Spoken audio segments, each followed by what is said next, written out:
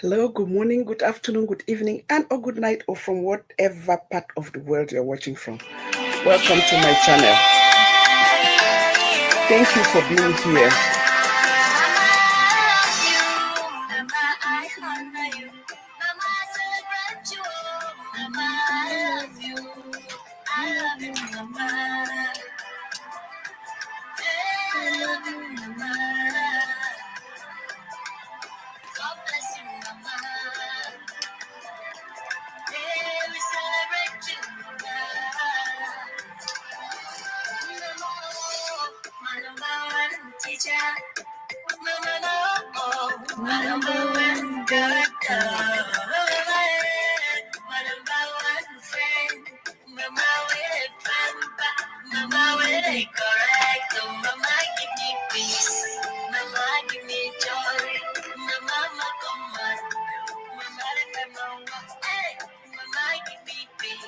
Hello.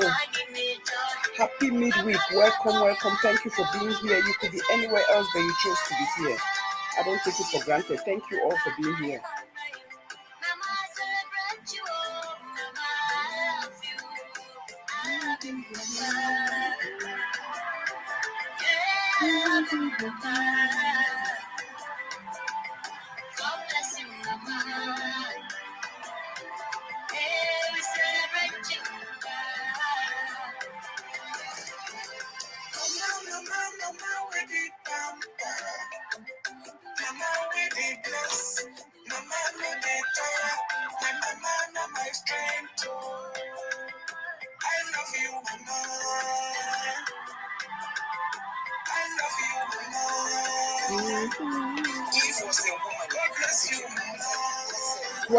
Welcome. Thank you all for being here. I really appreciate you all being here. You know, I had the show A Wise Betrayal scheduled for today, but I had to move that show for Friday based on the response I got from the last show. So thank you all for watching. Thank you for reaching out, and thank you. This is why we must talk about these things, because a lot of people do things not because they not because they want to hurt anybody or because they just want to do it. It's mostly because they are ignorant. And that's why we have to keep talking, informing people. And the best consumer is an educated consumer, and is an informed consumer. So please learn to be informed. Do your researches, especially when it comes to things that concerns your livelihood, your body, your life, your children, your family. Please do your researches, please. Don't just do it because you hear everybody's doing it. Take the time to do your research. Don't just rush into stuff. Like I was talking about, we're going to start this show in the next 3 minutes. We're going to start this show in the next 3 minutes, and you people will see why it is important to be informed. Because most often we take passion, stress, and then we think that because sometimes we have money, it's the solution to our problems. Even when you have the money, if you don't have the right information, you may end up wasting that money, or you may be disappointed at the end. So please be informed before you do things. Sometimes you realize that there are things that you can do without even have to spend a dime, just because you are informed. So please be smart, be wise, especially when you are investing in yourself and your family. So that's what we're going to talk about this show today. Part 2 of what we did my last show. So please, if you did not watch part 1, the last show, I implore you, please do me a favor, go and watch that show. Then you understand the second part of this show. I even dropped something on my AFAF, the gifted voice, a 3 minutes, that if you watch it, you understand, get a glimpse of what we are talking about. Okay? So don't be ashamed. Don't be afraid. A lot of people go through this. It's just that people don't talk about it because we in our community, we have learned to use people's shortcomings, to mock at them, to laugh at them. to disparage them. And that's why a lot of people don't come out to tell you what they are going through. And if they are not talking, how do we learn? We'll continue to be ignorant. We'll remain in the same place. So let's keep talking.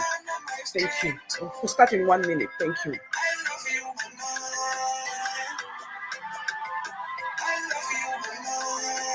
And then we'll end the show with overcoming a narcissist. And I have an announcement to make here. So thank you all. Thank you for your support. I really appreciate you. God bless you all.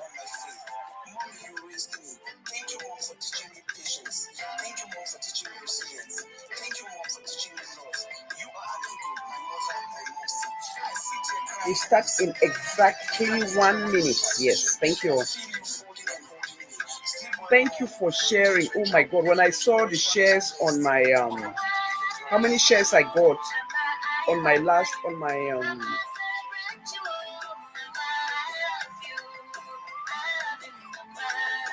on my analytical, it can only be God. So for everybody that's coming across my video and sharing it to 1 or 2 more families or people or on their groups, I appreciate you. I thank you very much. Thank you, because by sharing, you are exposing and informing people, and then they get to know about my channel and they get to subscribe and come to watch my show. So I don't take it lightly. So I really, really thank you all, and I really, really appreciate you. Please, if you missed my last show, please go and watch it. There was a lot of messages there. I even addressed some few things that were happening in the community right now. And but again, I just want to thank you, and I really, really appreciate you all. Thank you so much. God bless you.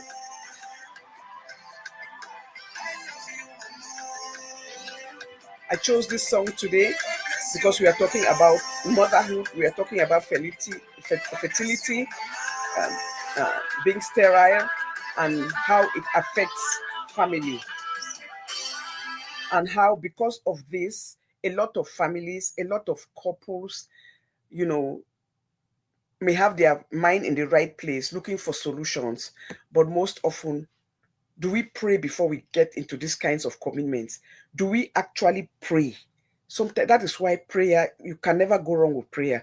Before you go down this road as family, as a couple, or even as a single person, because there are a lot of single people who decide that, oh, I've reached an age, I'm not married, and I want my own children. And they go down roads to look in search of fertility. They use the sperm bank and all those alternatives we have out there to help them, and we thank God for that. Those are things that our mothers never got in their own generation. So technology has come a long way, and it is really, really helpful if you are informed and you are wise, and then don't be ashamed to use it. Don't be ashamed to talk. When I say talk to the right people. But it's rather unfortunate that until 2025, a lot of us, our couples, our families are going through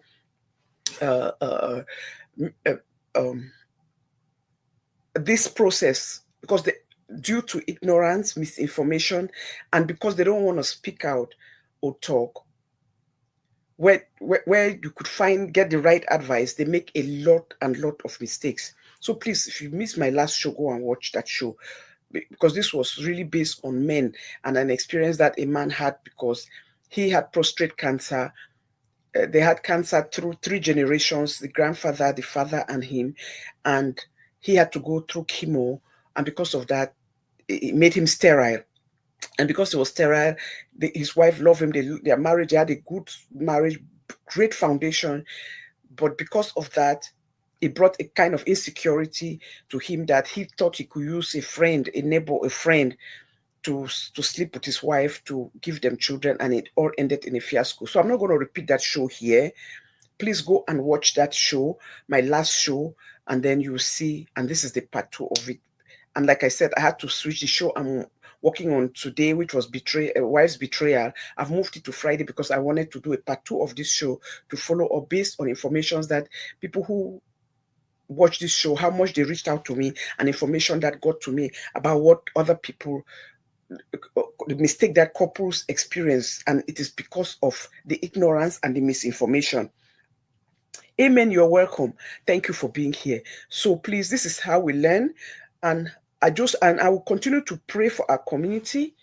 I'll continue to put it in my prayers. I do that every night, that we will be in a position where we cannot take people going through infertility or being sterile, and we use it to mock and laugh at them. It is the most meanest thing you can do to anybody that you call your, even if you don't know them.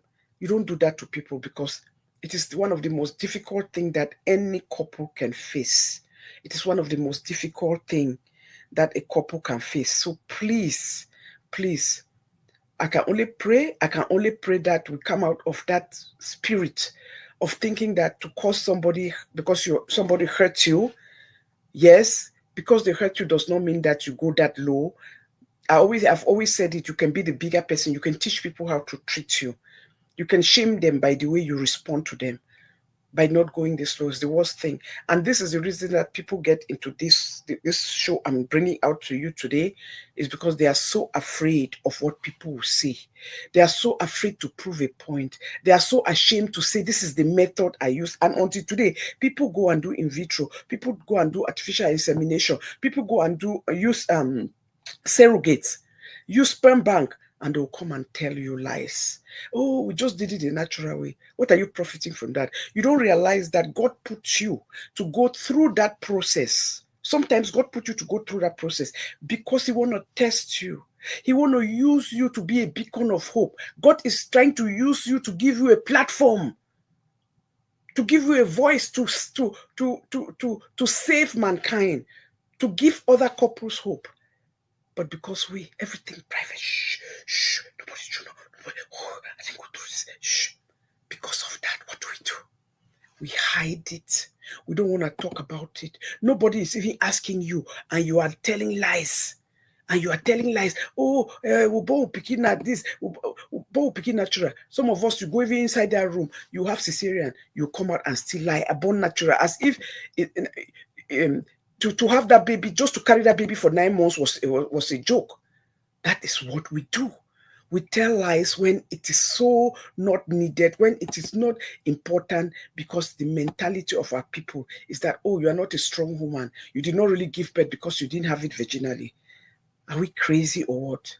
This is the time for all of us to grow up. This is 2025, and start looking at things differently and realize that childbirth is not something that you use to hold anybody down.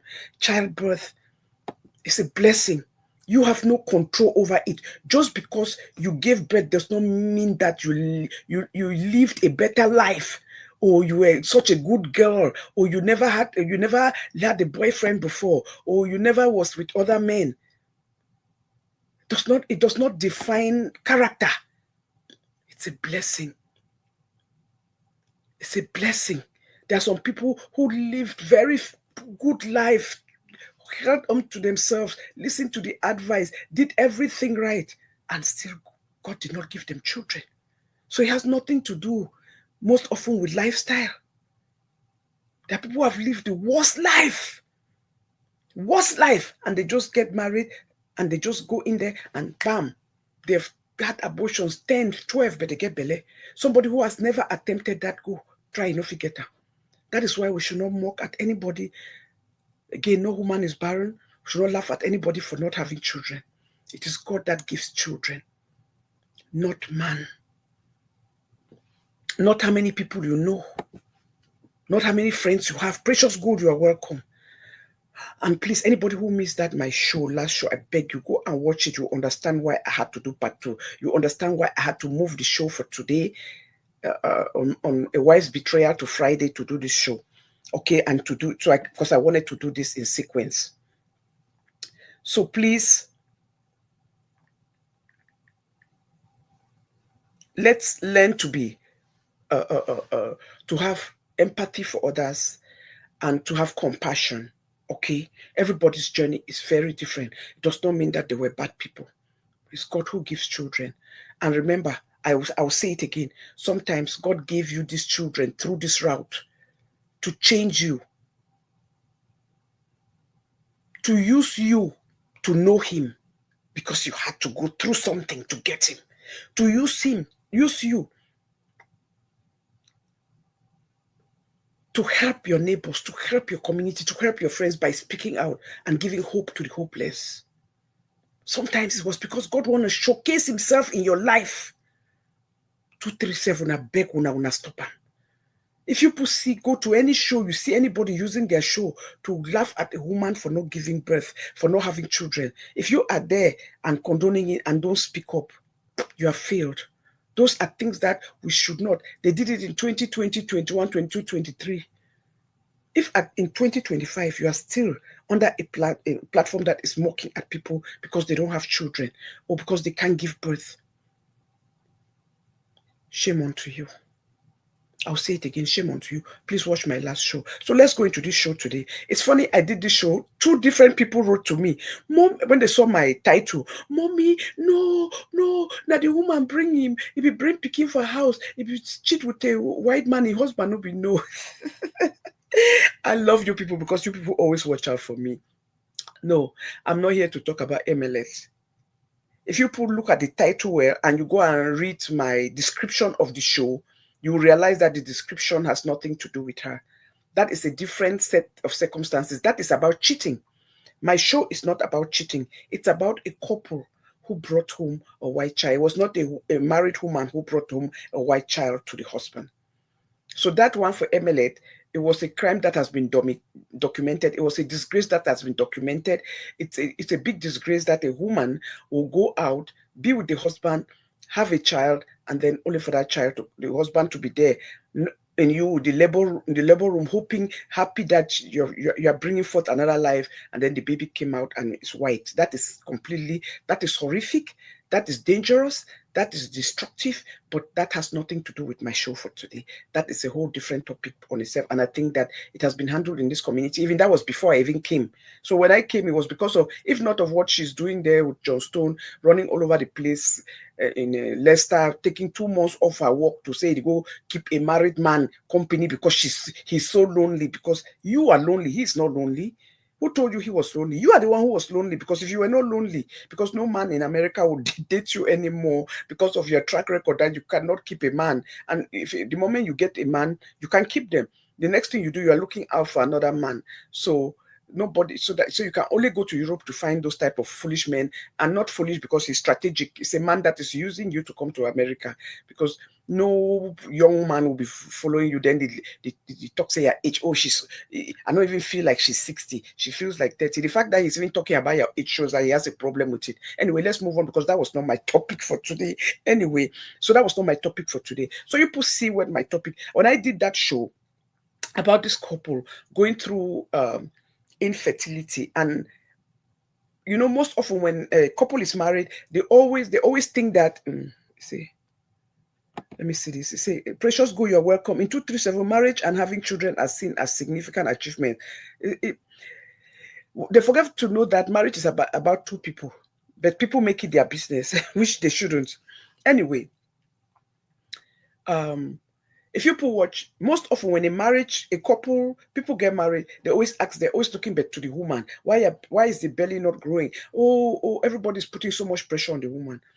There are a lot of marriages where it's not the woman who have the problem, it's the man. But guess what? The woman always takes the hit. The woman takes the blame. Even when a woman knows that it's the husband who has the problem, a woman hardly will come out to say it's my husband. She swallows everything. She covers the house. That's what women do. They cover the marriage. That is what women do. They protect their husbands. Generally, that's how it is. Except you see a marriage where the man has gone out there and disgraced the wife and shamed the wife, then the woman will come out and have to speak out. Because the wife will not even tell your family that you are the problem. Bella Fontaine TV, you are welcome, my darling. Yes. Happy new month to you and to everybody. Thank you. So, what I am saying is this.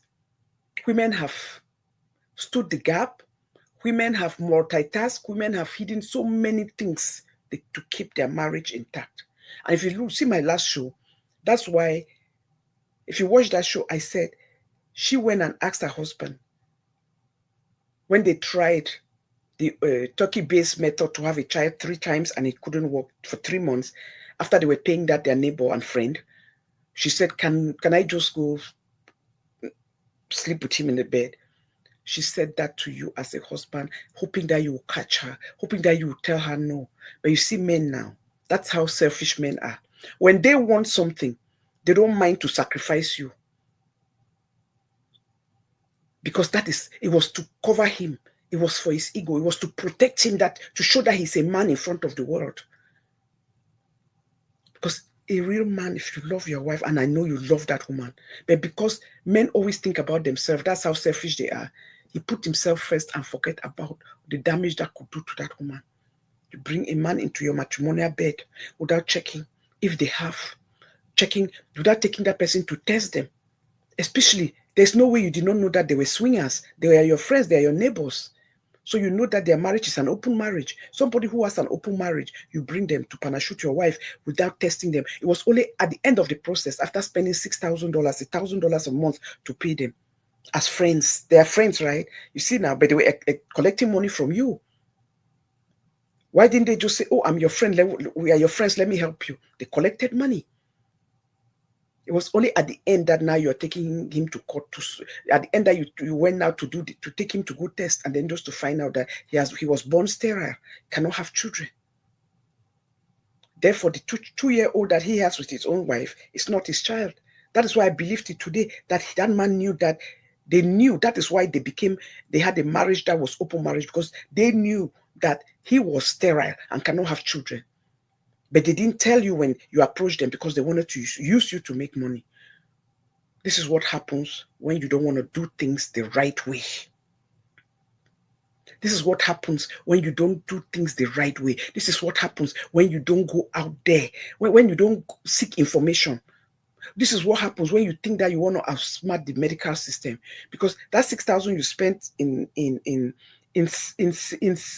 6 months, there are alternative ways you could have had children without spending that kind of money. And even if you spent it, it would have been worth it, because you would have come home with a baby. You started with adoption, but because you didn't want to wait in line, that is what happens. So, Pikin, my darling, you're welcome. That when people don't want to wait in line, you don't want to wait your turn, what will happen? You'll make the wrong decision. And that is why I brought this channel. So when I did that show, oh my God, oh, this broke me. That is why we must be informed. We must speak up. Why do we travel to remain in the same cocoon? Because you know why? We are afraid of our neighbors. We are afraid of our friends. We don't trust them. I'm not blaming you. You have every right to protect yourself, because the kind of way our community is, where people know your shortcomings and they use it to drop it all over media, put your name on it and insult you. They don't forget to know that it's God that gives children. Even they that have children, they don't know how their children are going to turn out. Do we know how our children are going to turn out? Anybody who has a child and you're laughing at somebody or mocking at anybody that they don't have children, do you know how your children are going to turn out? That's a place that nobody should go. Because we've seen people with 10 children and they all came out bad. And we've seen people with 2 children and they came out spectacular. It has nothing to do with sex. That's why you just pray. When you go to this process, when you're going through this process, pray. Seek the face of God. Ask God to take you people through this journey. And then sit and listen to that inner voice. Don't just rush because you have money. Money does not solve problems. It's God. Even those doctors, we go to those in vitros. How many people go to in vitro and it don't work out? I remember Brooke Shields. Anybody, I don't know. You know Brooke Shields? Beautiful, tall, model, actress. 7 times. It took her 7 rounds to succeed. What if she did not have, and that was our time, when at that time there was no help, no way. They don't help you in any, insurance don't even cover 10%. All cash. She went 7 rounds. So even with the money, it's God. It's God. It's God that gives children, not man. That's why we must go to prayer. It's God that touches the hands of those fertility doctors. It's God that is in that room. That is why even when you go for consultation, they will tell you when they're consulting with you, when they're counseling you, They don't do it without saying that God will be in that room with us, pray, to support us. Because they know God is only using them. Just because you are going to do in vitro don't mean it's going to work. You're going to come home with a baby. Just because you are doing artificial insemination or surrogacy means that it's going to come. There are people who have got surrogates carry their children and they have miscarriages. You have to go another round. Does that person want to go another round? Does that person want to put their body through that again for you? Ask yourself those questions. You say, I know somebody who only succeeded after 5 rounds. Hallelujah. And thank God for that, because there are people who don't even succeed. I've had people seen in our prayer line, our church, people come and give testimony where they did 6 rounds, it never worked. Then they just went, prayed, came on that prayer line, stayed and worked with God and be still, and they got pregnant naturally. So God works in mysterious. Sometimes God takes us through this journey because he wants us to come close to them. Sometimes it's because he wants us to showcase himself through us. Sometimes he wants us to use our voice to help those who have given up, those who have no faith, to build on their faith. So when we go through those things and then we come and be lying to our friends, God don't answer with prayer. God don't answer with prayer, when you know you are telling a lie. You're cutting God off. Because God wanted to give that testimony to bring other people to have faith, and for people to realize that they have to change their ways. Because this may be people who are online insulting people every day. And maybe this was the only way that God wanted to teach them a lesson. It's okay, I'll make childbearing very hard for you. So showcase himself through you, and then you go through that process. You can't hide them. And then you wonder why, oh my God, things are not working. Things are so difficult. Oh, this people God give me. Oh, suffer. Because you did not listen to that message. It says she was blessed in her 50s. To God be the glory. To God be the glory. That's why I say, if it's your dream, don't give up. But treat people nicely. Be kind. Never sit and intentionally make up stories, tell lies about people, hurt people. And then you think that God is going to bless you for the things that you're asking him. It don't work like that. It don't work like that. So let's come to this show of today. So when I did that show, somebody, I think about 2 people reached out to me that same Monday in the evening, telling me about their own shortcomings, their own stories, and how it's been very difficult because the problem has been their husbands, and but they are going through shege with their in-laws, because the in-laws are insulting them, telling them that, what have you done? Man picking, no, you don't go marry another man picking, bring her for house. This woman called me, said, don't go marry another man picking, bring her for house. That's how they used to mock her and laugh at her. But they don't know that it's their brother who has the problem. They've gone for checkups. It's their brother who has the problem. And she has never told. That is how, when a woman loves a man, they protect and cover them. So women have always had the short end of the stick, where everybody always thinks that when it comes to fertility, it is the woman's problem. No, a lot of men go through this, and that is just the truth, and that is just the fact. So please, be wise. Open your eyes. It says some churches secretly sponsor IVF for female worshippers and claim it's a natural miracle, when they aren't. They proud say, God bless the lady via science. Oh my God. Some churches secretly sponsor IVF for female worshippers and claim it's a natural miracle. You know what? I've not heard this, but I believe you. You know why I say I believe you? Somebody reached out to me, I think about 4 years ago, 5 years ago, right before I came on media, and told me that, guess what? Because I used to pray with her, encourage her, don't give up. God will bless you, people with children and everything, right? You have just made my head to kick.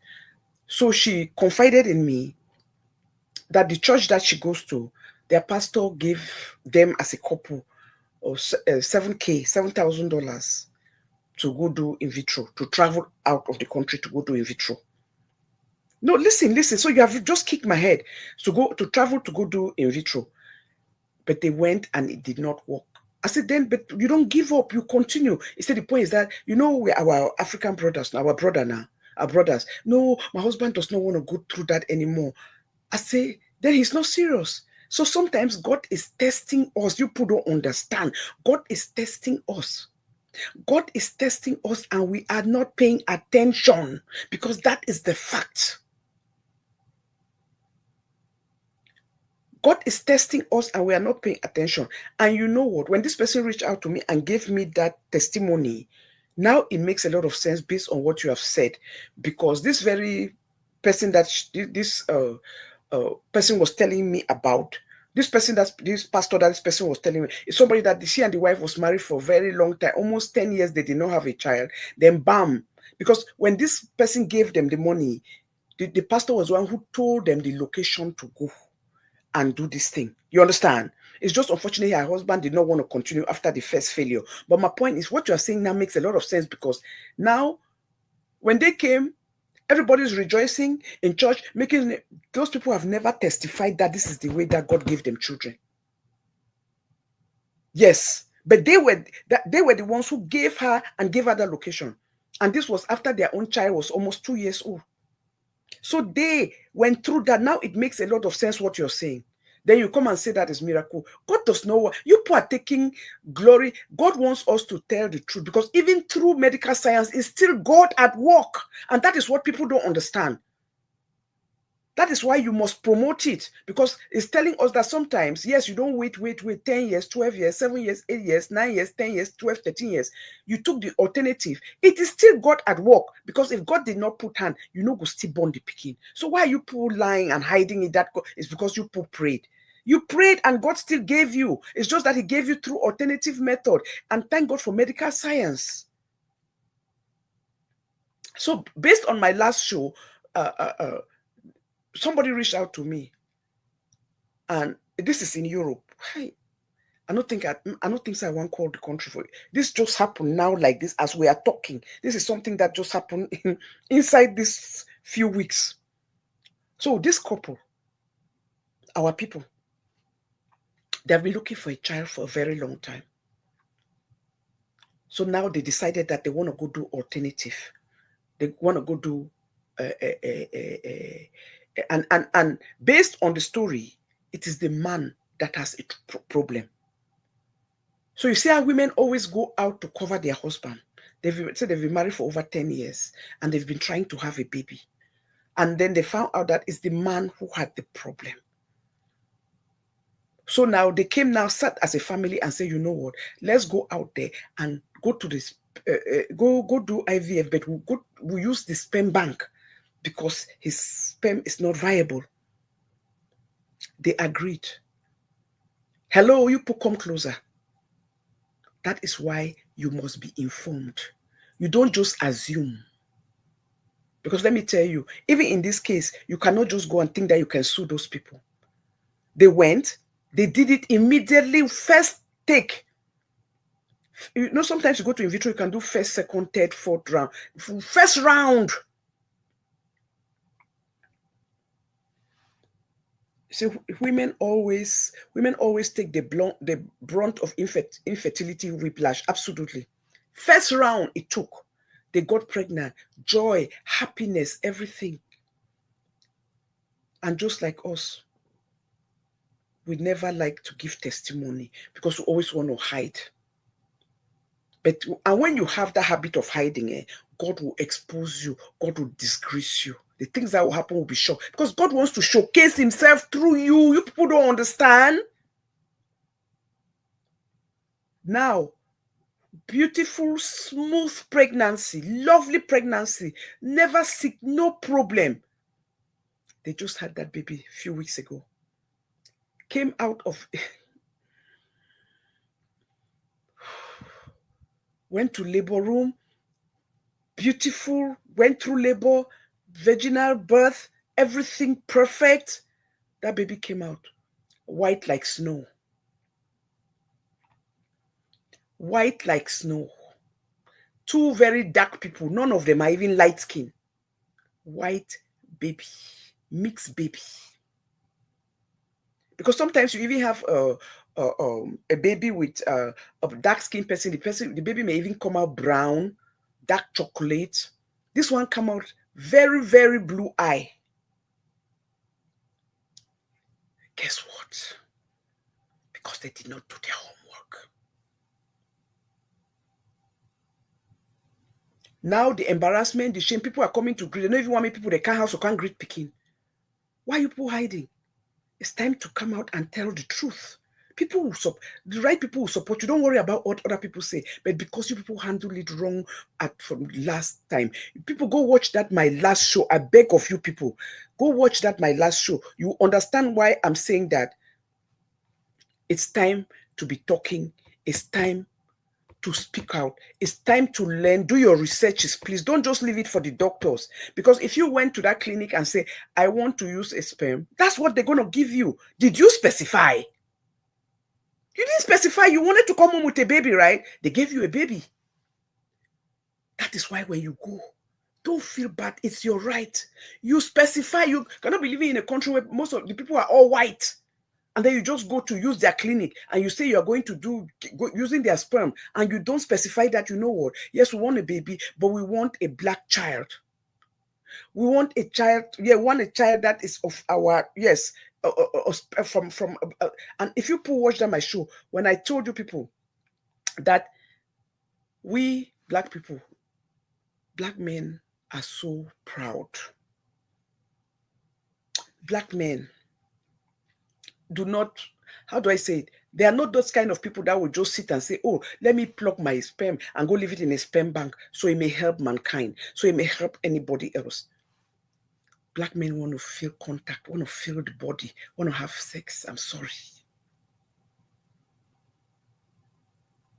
Bella, I'll come and answer that question. You say that clinic is wicked.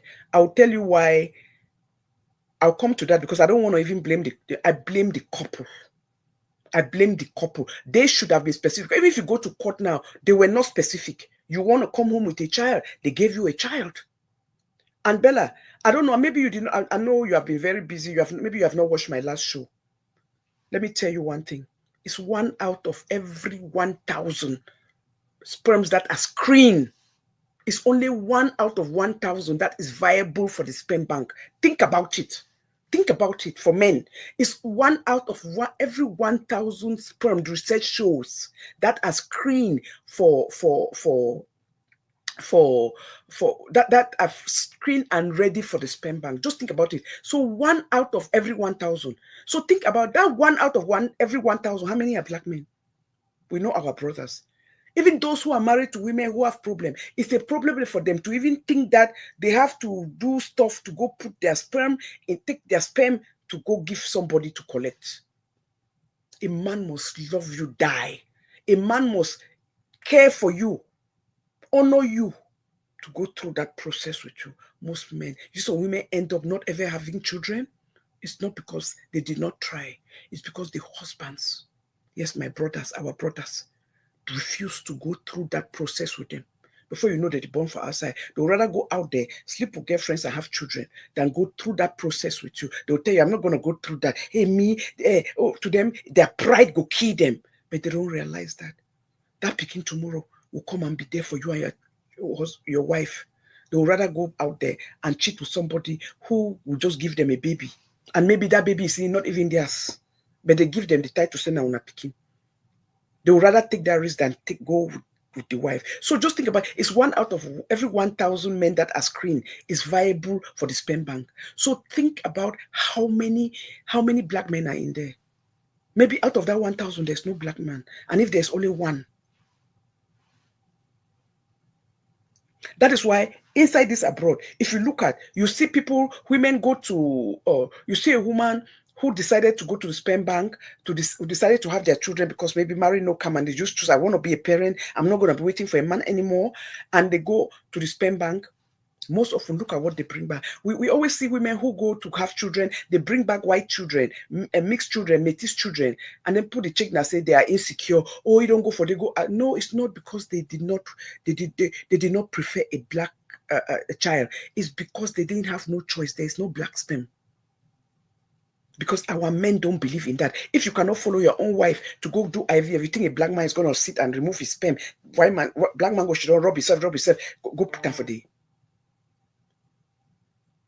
And there are so many things that goes to, you people don't understand. There are so many deterrent that goes to that process. It takes a lot for a man to do that. That's why you cannot even use soap. People don't realize that. You see people do, because soap kills the quality of sperm.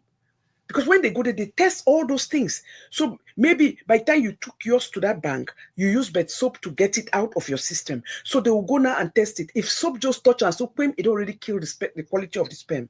When soap come in contact with sperm, it kills the quality of the sperm. So that is why it's so hard. The screening is so tough. And that is why it's mostly 1 out of every 1,000 that comes out. And it's a sperm that you can use.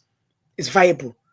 So that is the problem that a lot of black women face, who choose that, married no they come, not in a come, I'm going to the sperm bank to get my child, and then they ended up coming up with mixed babies. People will be thinking that, it's because they're insecure, it's because they don't want born black picking. No, it's because they have no choice. Many banks go there, you don't find black, it's because the black men don't deposit. They don't go to the bank to deposit because they are so proud. They don't want to go through that. And that is just the truth. So just imagine, we in America, where you have a lot of black people, if it's so hard to find a black sperm in a sperm bank, think about somebody who's in Germany, a country like Germany, that's white people mostly. Think about somebody who's in a country like Switzerland, Sweden. Think about all those countries. It's very hard to find a black sperm. That is why, because you are not educated, when you go to do it, you must specify, we want a black sperm. So don't just go there and assume you want a child, you are desperate for a child. They give you a sperm. And now they are so embarrassed, so shocked, they cannot even open their doors to people to come greet them. You should not be ashamed. God has given you a child. It may be a mixed child, but it's your child. There's a reason that happened, and it's because you were ignorant. But the fact is that you have a child. Because if you are hiding and embarrassed, and so is your husband going to walk away from you now? Because again, women will always do things to please the men. Because remember, it's the husband that has the problem, not the woman. It was her eggs. It was somebody else's eggs from the clinic. So please, say, auntie, that's why they always encourage the man to watch blue films in a cubicle with their wives to ease the collection process. Absolutely. But let me tell you, I don't know. If you are with your wife, why do you have to watch even if a blue film or a yellow film or green film and red film? If you are with somebody that you love, shouldn't that just come naturally? Me, on a question I ask you, because I don't know. Why do you even have to watch a blue or cubicle film, be in a cubicle with your wife? If you love somebody, that is a natural thing to just come out. It should not be something that you have to go watch a second and third party before you get that feeling. Except you've been pretending. Hello, hey, is there something you are not telling us?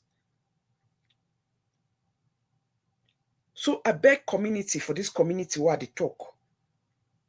This community where they talk for now for Europe. I beg, these people need your support now more than ever. Please don't laugh at them. Yes, they were ignorant to go into this process without doing their homework.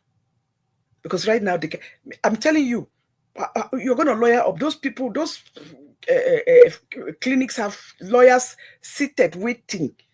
People who are hired to just be there, they don't wait for a thing to come before they hire somebody. If you did not specify that we want a black baby or of child of African descent, I don't see how you're going to win this lawsuit. If you just went there and say, we want a baby because my husband cannot give baby, and they run a test. Yes, your husband is sterile and you are the person, they use your egg. If you did not specify, it's going to be hard to sue. I don't know. I'm not a lawyer. I don't pretend to play one on YouTube. But what I'm saying, or on media, what I'm saying is there's too much technicality. There's too much technicality because if you did not specify, you cannot sue them and win. You wanted a baby, they gave you a baby. So it's time for you to don't feel ashamed. And that, you know why all these things happen? Because we hide too much. Things that we are supposed to talk about. I'm not saying that you come and talk, just talk. Talk to the right people. Consult some adults. Talk to your family members.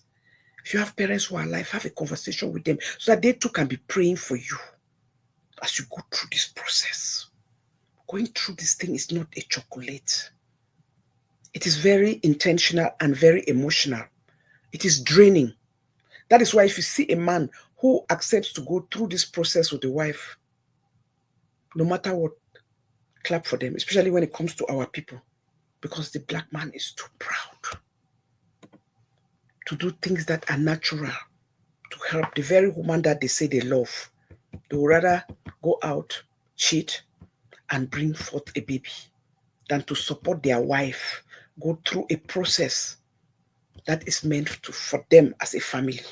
They'll go, when they were taking vows, say for better, for worse.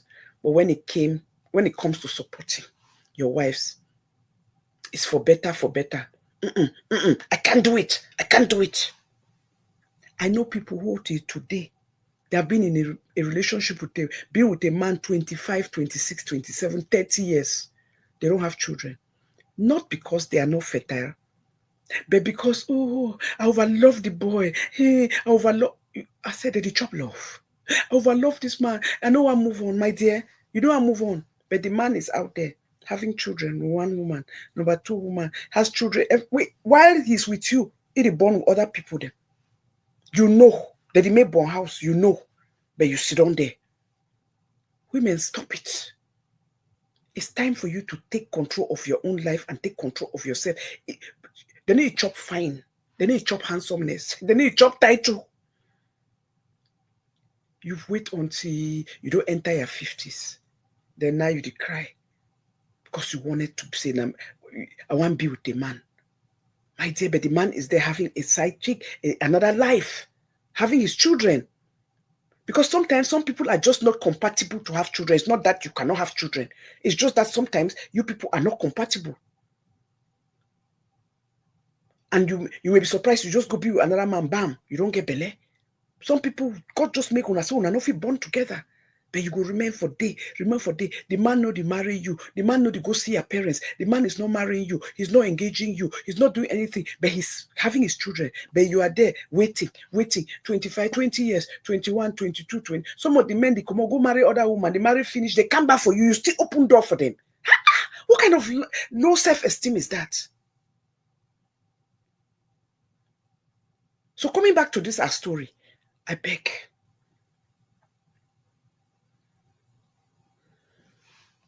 There's so much pressure on black families who want to start families using the sperm bank. And because there's not that much black sperms in the sperm bank, it is very hard for them. If you watch my last show. And that is why people resolve now to taking matters into their own hands instead of handing it to God. Pray diligently and God will show you the way. There are so many alternatives. By the time you say somebody is your best friend, your neighbor, your best friend, and is charging you $1,000 a month to sleep with your wife so she can get pregnant, only for you to find out 6 months into the program that he was sterile all along and he's pretending that he's just finding out. Those are the things that we should have done from the beginning. You screen people like that from the beginning. Go to the hospital. How about your wife's health? How about if he had a disease? We are worrying only about the sperm. Did you screen to make sure that he's not sick? He does not have any sickness that he can pass to your wife? That's why I say, generally, men think so much about themselves that they forget to protect their wives. Yes, the wife was the one who asked that, this thing has not worked for 3 months doing the turkey-based method. So please, can I just cover our eyes, make a sacrifice? You're taking your wife to another couple's house 3 times a week to sleep with your wife. That's 12 times a month, so that they can make a child, so that you can be called a dad, so you can become a parent. Oh my God. How can you take such risk when you did not screen that person? Especially, there's no way you say you were close, you are good friends, and you didn't know that they were swingers, that they had an open marriage where they sleep with anybody. He's saying that, oh, they sleep with everybody, but they take precautions. But my dear, accidents happen. If somebody already have that lifestyle, you have a right to be concerned. You have a right to protect your wife. So you are sitting in the living room while a man is in a bedroom sleeping with your wife. Just mentally, did that mental torture because you want a child. Master. And you think that even if God had given you this child, that person will continue being your friend. Will you be comfortable being at work knowing that that person, they came over to visit here and the wife came over to visit your wife? Are you kidding me? Why do we go into things not even thinking, looking, we are looking at now. We're not looking at the future, the scenario, the repercussions, and how this can affect us. So please, I beg, please, it's time to do our homework. Why did we bother to travel if we are going to have the same mindset like you had 20 years before you travel, 10 years before you travel? How can you take your wife and give them to a friend? When your wife asks you, it's because your wife wanted to please you. Your wife loves you so much, you realize that your self-esteem has gone to rock bottom because you don't feel like a man in that relationship anymore. So when she asked you, can we just go do it natural with your friend? She was helping that you help her and tell her, no, it has not come to that. But you agreed immediately. That was selfish. She was doing it hoping that you say no. And then when you said yes, how could she back out? It would be like she was pretending she didn't want to help you. Men, come on now. It has not come to that. You cannot say you cannot love your wife, and I know you love the wife, and sacrifice everything, her health, her dignity. There are so many other ways you could have a child. There are so many alternatives. If you can allow your wife to go sleep with another man to have a child, you could use her eggs and let another person. But his problem was that he said, because of the problem we have here in US where it is so hard to find a black sperm in the sperm bank, that is why he chose his friend. A child is a child. Just be happy that God gave you a child. The fact is that whether it was a black child or a white sperm, the child, God gave you what you asked for. It's a child. Raise that child like your own and love the child. It would have been better to go to a sperm bank and you would have spent maybe less to get a donor. You could look for a donor that is not Caucasian. You can look for a donor that is brown skinned people like from Argentina. You have them there. You have Mexicans. You have Argentinians. You have other color that is brown skin. If you did not want a Caucasian, something a little darker, you could have found it, and it will cost you no stress, no headache, and you would have brought a child home. And even if there was not, it's a Caucasian child, at least it's your wife's egg. It's your wife's egg. It's your child. That risk of body contact just because you want a black child was not worth it. That's why I'm telling this couple here, you poor in Germany, please don't be afraid. Don't be ashamed. Don't be ashamed. It has happened. Be grateful. There are people who even go through this, they still don't bring home a child. Because these are things that could destroy a marriage. If the wife did not love you, she would have walked out and started a new life. That I'm not going to settle with a man that I know that is sterile, I cannot give birth. So there's no reason to be ashamed. You brought home a child. The only problem is that it's because you always want to tell lies. You don't want to tell the truth. What is wrong with that? We have problems conceiving, But God guided us and gave us another method to have a child. What's wrong with that? It don't matter. Just love that child. Embrace that child. God may be trying you, teasing you, trying to use you to show us in the world that we focus too much on color and not on humanity, on who looks like who, or which color is better than which one, or who. No, God, sometimes these things happen for a reason. Embrace, love that child. Don't be ashamed. Anybody who thinks they want to love you, it's on them. You are the one you've asked God and God has given you. It don't matter the method you use to get it. Be happy that you have. How about those who have tried so many times and they didn't have it? What do you expect them to do? So that's why I said I was going to come and do a part 2 on this show. And let's talk about this topic.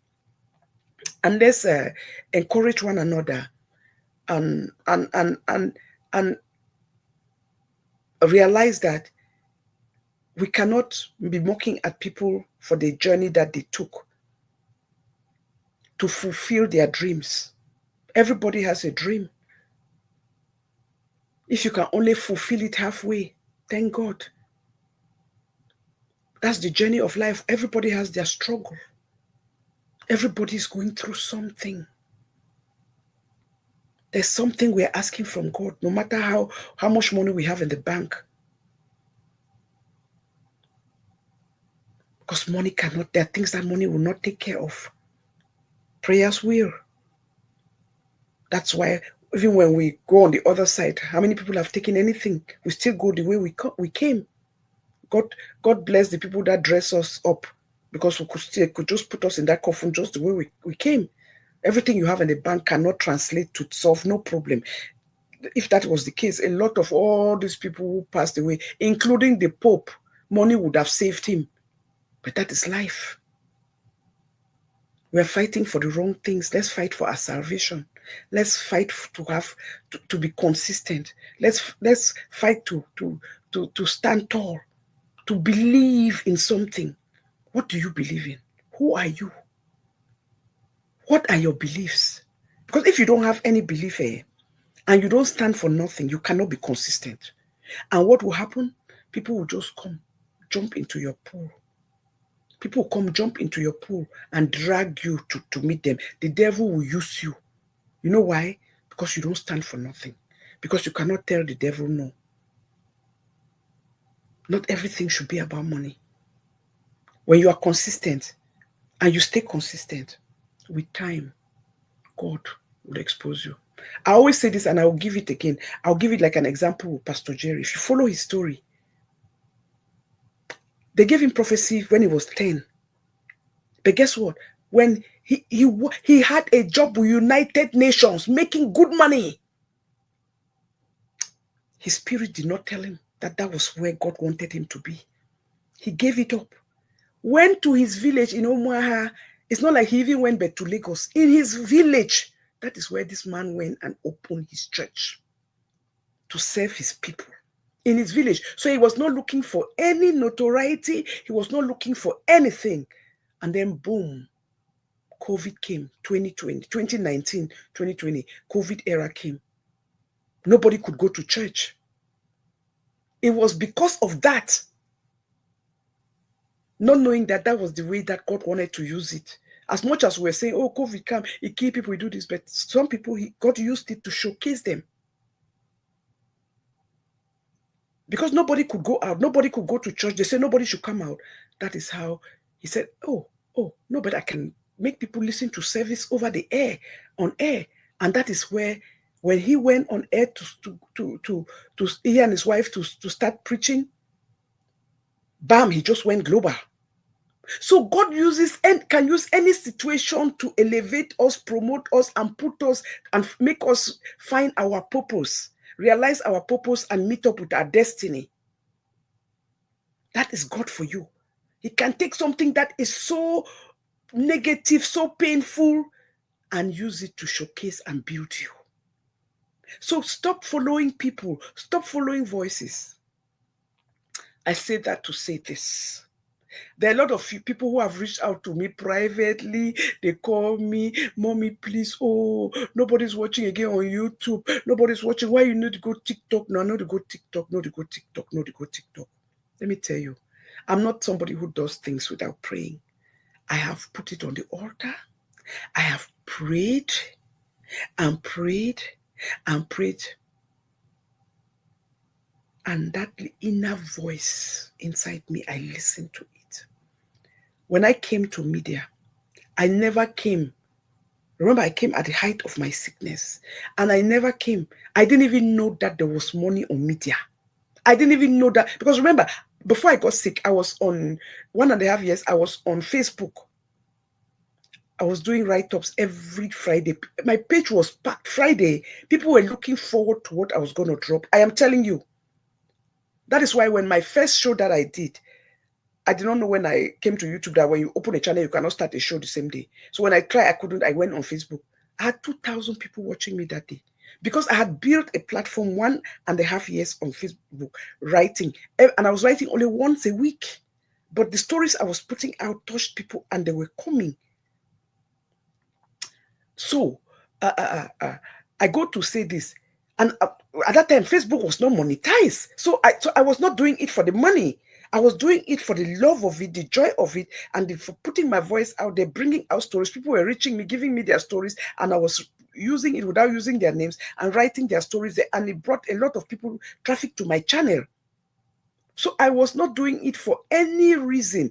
Facebook was not monetized. I had nothing to do with money. So me coming on YouTube, I did not even think about money. I didn't know people were being paid. Like I said, I just decided I was going to come and put my channel here. Had nothing to do with money. I just came.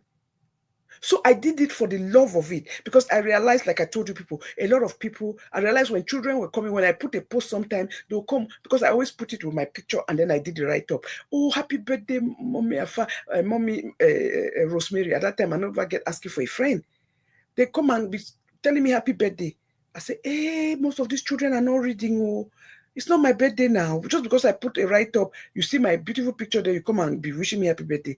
I say, "Oh, I'll bring this thing on the tube so that I can put it on video. So people, maybe now I realize people want to see, they don't want to read. So let me visualize it."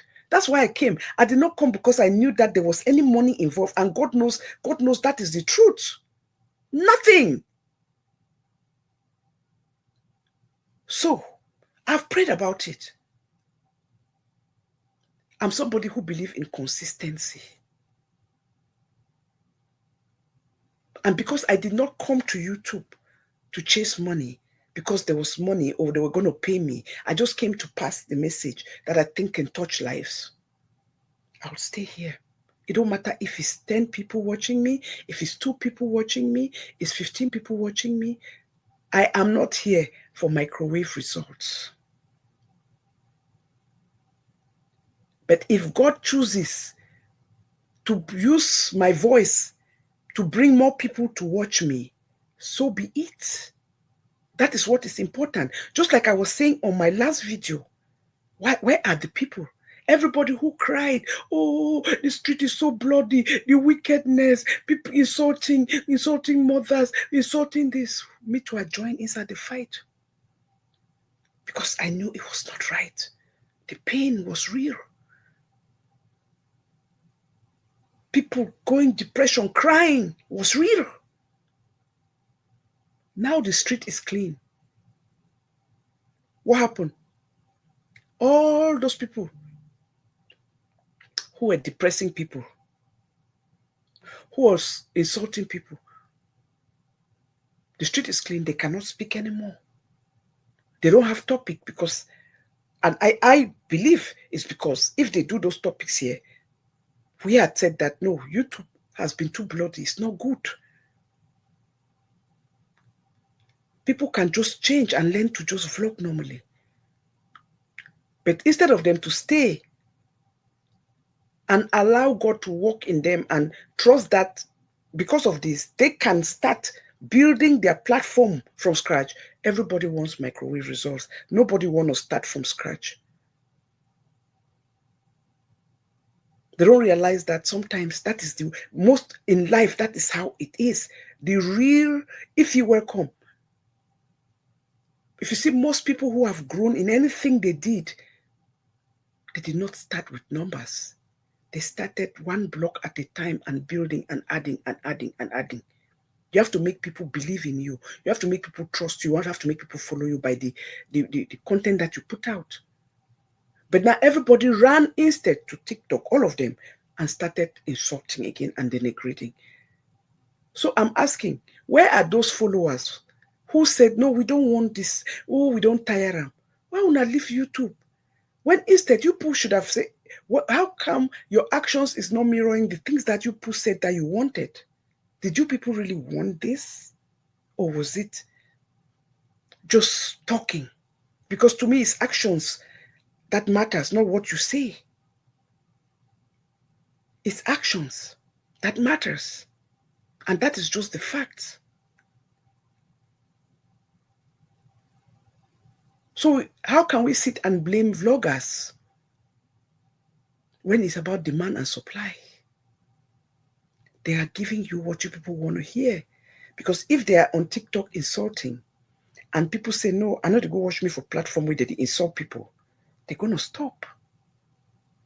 But you people are encouraging it. When this thing stopped, people were vlogging here, good vlogging, educative things, and people were watching. Then as soon as those people just decided that, no, the devil's power is too much, we're going to TikTok, we're going to start insulting, everybody forgot about where we were, where people were just coming and just doing reporting, talking about what is happening in the community, just talking about content that was on the street, good things that were helping people. People were watching. But as soon as that demon come out, they say, no, those demons went to use people and went to TikTok. Everybody forgot. So, did we really mean it? Or is there something in our DNA that like to see people being dragged, insulted, maligned, disgraced, and shamed in public? I'm going to say this and say this and say it like it is. Every community has this. Don't get me wrong. That is how human beings were made. They thrive to see negativity. They try anything that's negative calls traffic. But the difference between our community and those communities is this. In those communities, they watch. If you go to somebody who's doing something that is positive, you see people, the people under. There are people who move that dirty hat and then they watch it. You see people just talking about something that's uplifting, something that's bread and butter, something that's family oriented. You see 100 people, 200 people watching and contributing. But when it comes to us, nobody wants to watch those topics. That is the difference. And that is what makes us different from other communities. And that is why it's sad. And that's why we must talk about it. And that's why I am talking about it. But again, each to their own. If we say we love our community the way we do, and we want it to be better, we have the power as viewers to change that narrative. We have the power. You don't have to attack nobody. You don't have to insult anybody. But you have to show it by your actions and say, I am not going to watch negativity.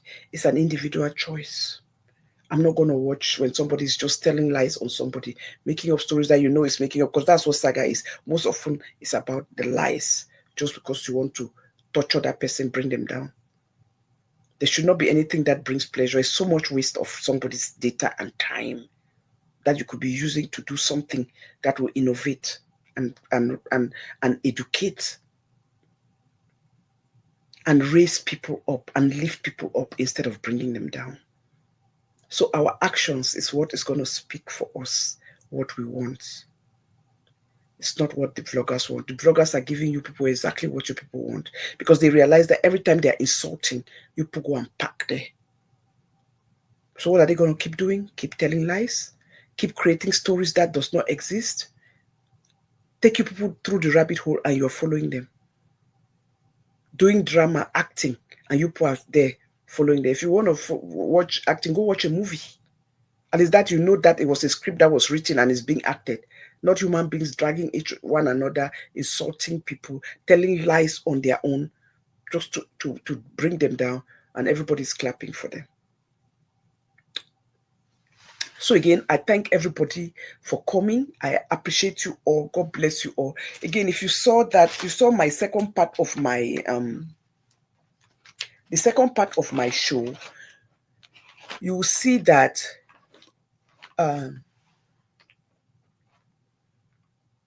it's about overcoming being around a narcissist.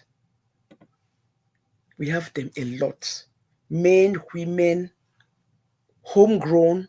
Some people copy it. They think it's a good thing because they want to be strong men and strong women. They want people to be afraid of them, to fear them. But there's one thing you can do to a narcissist. One thing, and you'll be free from their grip. One thing. One thing you should know when you are dealing with a narcissist is that a narcissistic behavior or a narcissist is not about you. It's their own insecurity. It is their fear of facing who they see in the mirror when they look into the mirror. It is because they suffer from inflated egos. And because being around you forces them to see who they are not. It forces them to confront who they are not. It exposes them for who they are. And it exposes them for who they want to become that they can never be. Therefore, they see the truth because they hang around you. And they project their inner chaos onto you because they cannot be like you. Because being around you exposes who they are. They become so jealous that they will do anything to destroy you. So the one thing you can do to a narcissist to make them fear you and never come around you again, to cut them off from you. If you want to hear it, please just continue watching for the next 15 minutes and I will give that to you. Never allow anybody to think that they have a right over you. You have them in marriages. It can be a husband. It can be a wife. It can be a friendship, a platonic friendship. It can be an acquaintance. Please open your eyes. Because a narcissist never ends up well. And that is just the fact. They never end up well.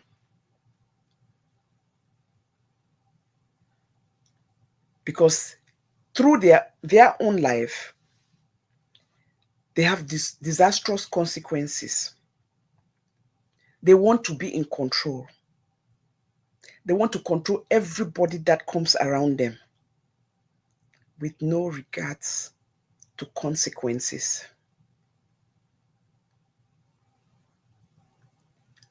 They will put out a ripple of fake energy, tell you fake stories, lies laced up in prayers and laughter to cover up their crimes. And at the end, all they want to project to you is all the things that they are not. It's what they don't have. And they will put it out there as part of them and who they are. Because they think that by doing that, they command respect. By saying that they have what they don't have, it builds on their reputation. They don't realize that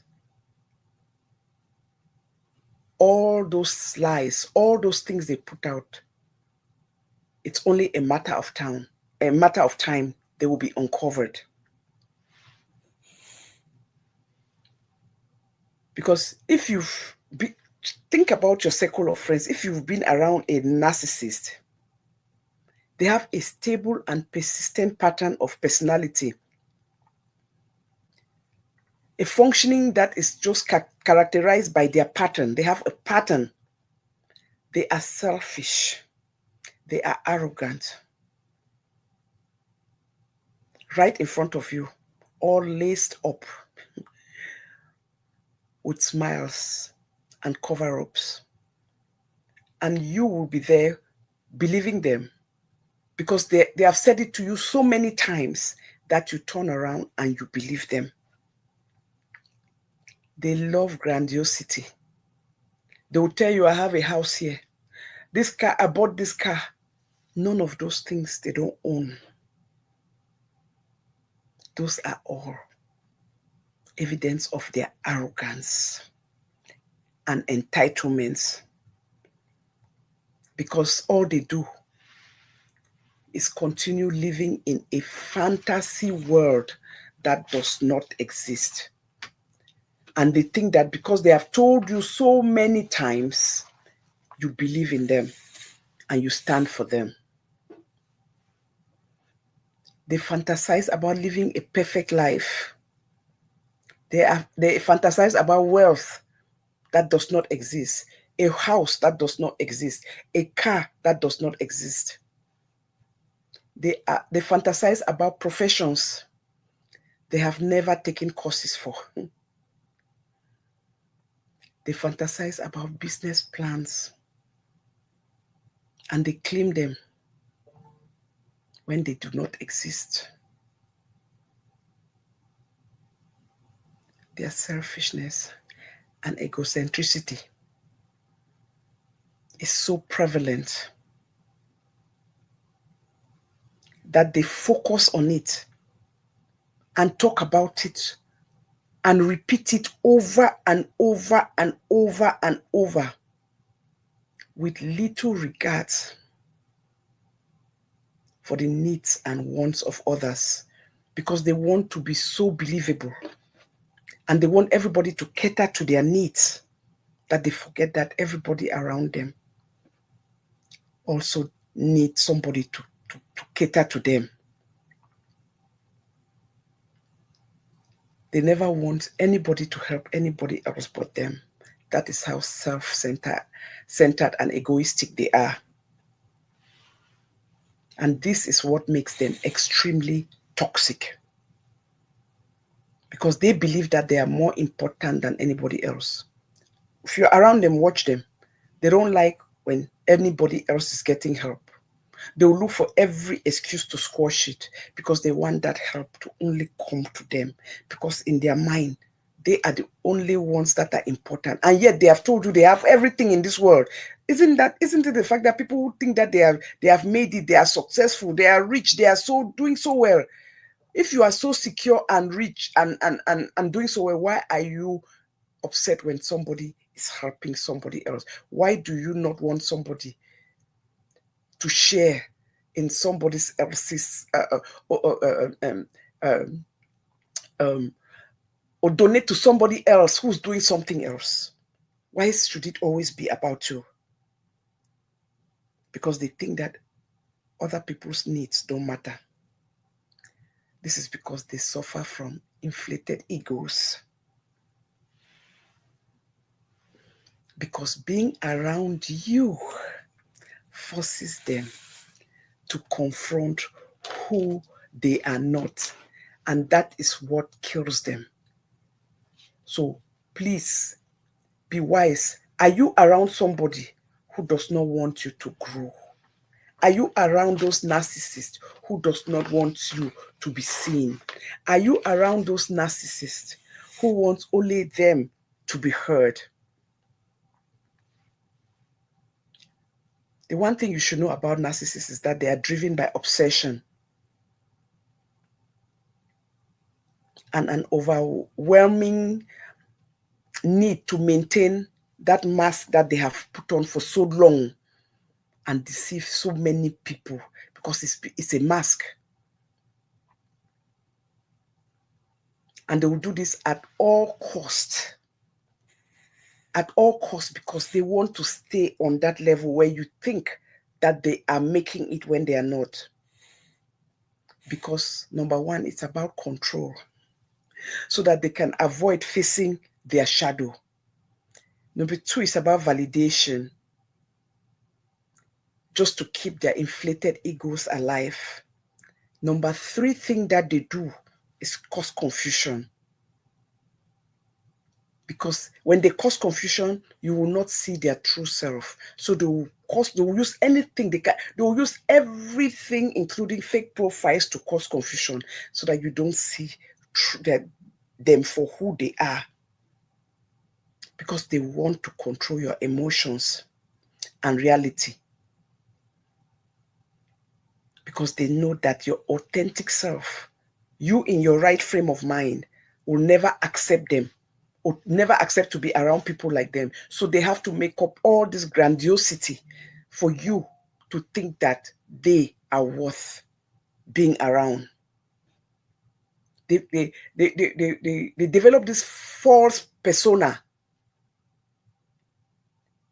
and make you fall for it. So the one thing about the narcissists, they live in constant fear and terror of being discovered. That is why they live in manipulation. They believe in manipulation, not because they are strong, but because they are desperately afraid of being discovered. That's why they use confusion as a weapon. That is why you see, think about anybody that you've been around that is a narcissist. They will create psychological fog. They blur the lines between reality, because in their mind, they know that a confused victim is easy to be controlled and manipulated.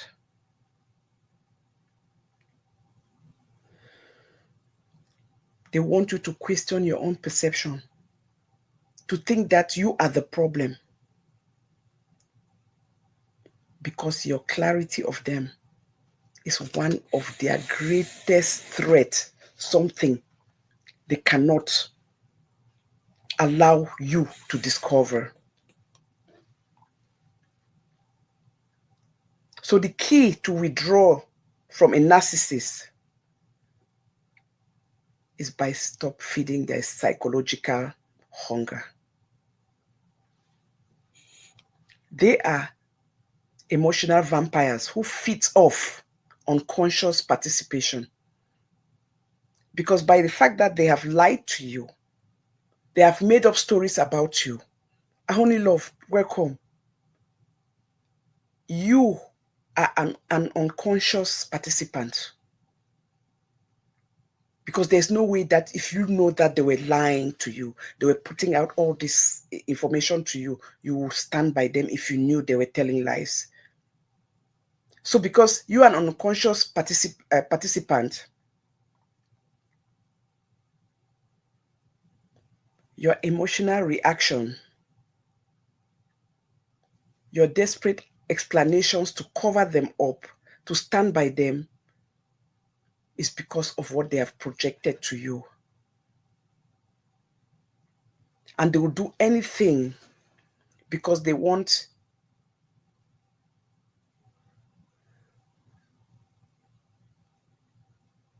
you to try and understand them. In a way, they are using you as a backup. They are using you as a witness to something that you never witnessed. That is why if you're around them, they'll always say, oh, you know, I've told this person, this person knows all these things. No, you don't know anything. You are hearing it just like everybody else is hearing it. But because you're close to them, everybody knows that you are their friend, they use you as a pawn to make everybody else believe them. Because everybody else will believe that, oh, if you who has so much integrity can be around this person, it means something that they are doing is right, when it's all a cover-up. And they keep, that is what a narcissist does. They don't care about nobody. It is about the agenda and putting out their message. Are you around a narcissist?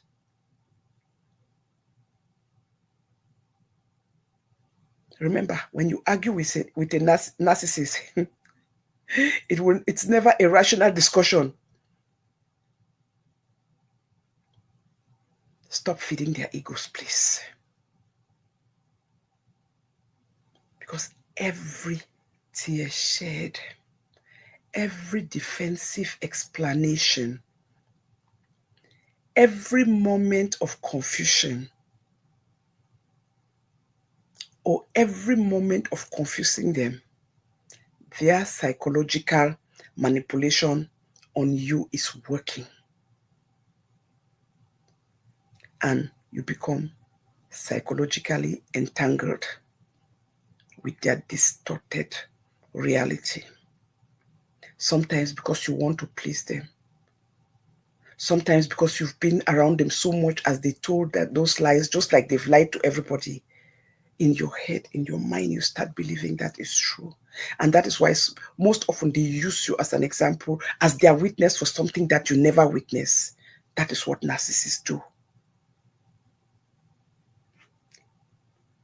But the moment you achieve conscious detachment from them, their power begins to crumble. And this is when you see their behavior. You have clarity because you have disassociated yourself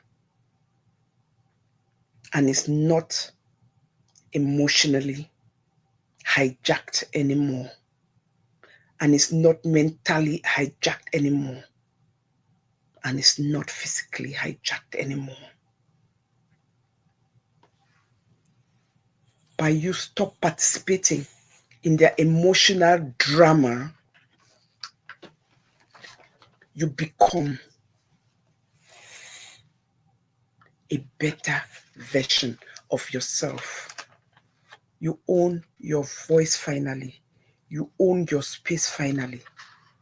You become free, and you realize for the first time that you have been in jail.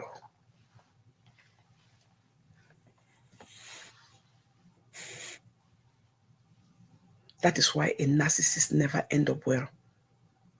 Because a narcissist needs a parasite, somebody to lynch on, somebody to hang on, somebody to use as an eyewitness.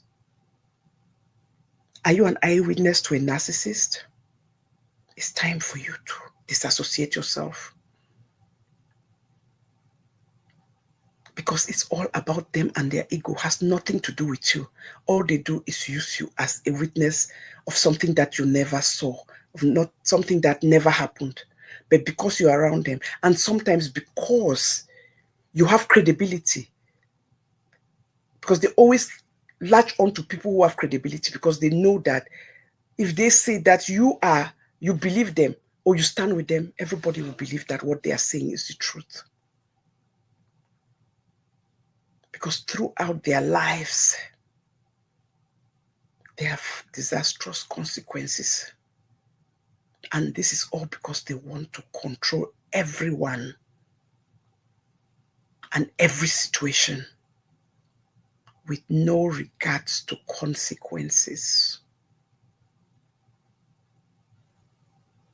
They'll put out a ripple of fake energy and lies, and people would start believing them. So be wise when you come around people like this.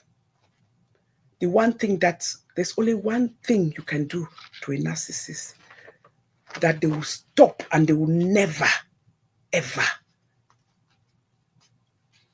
And you break them. The way to break a narcissist is to tell them, I'm done. I refuse to be in this space. I refuse to stand by you. I see what you have done, and I have chosen to move on with my life and not be part of that darkness that you have created. When you tell a narcissist these words, listen to me, I am not available anymore. It is psychologically damaging to a narcissist. Because this is what they fear the most to hear.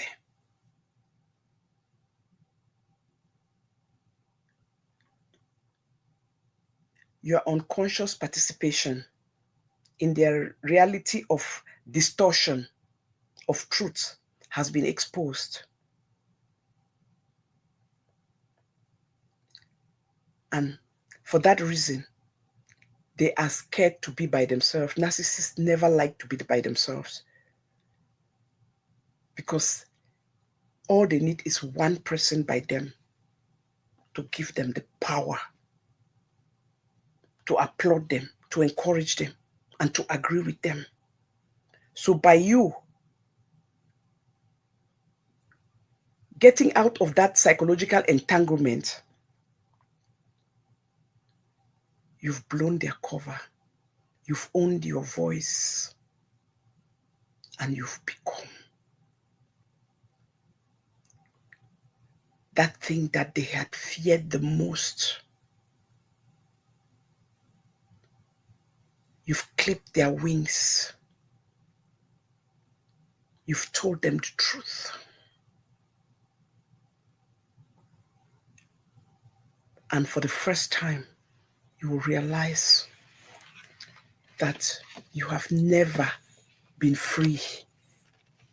You will discover that you are free at last. Please never be afraid to stand up to a narcissist. And because you've disrupted their drama and fakeness, you must be consistent in not being available. You must be consistent in standing your ground, because this is the only way for you to regain your psychological balance and independence. And that is just the truth. Because when they realize that they cannot penetrate you anymore,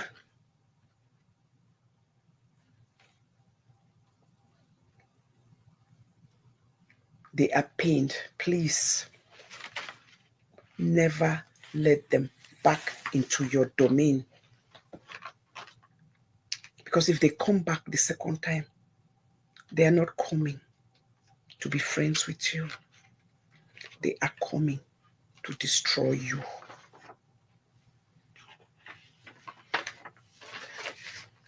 Your behavior, by you saying that your behavior forces them to confront their deepest fear,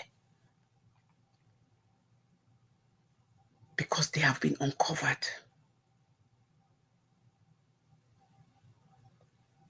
And by being consistent, you've achieved the highest form of psychological development and individuality in the face of their manipulation.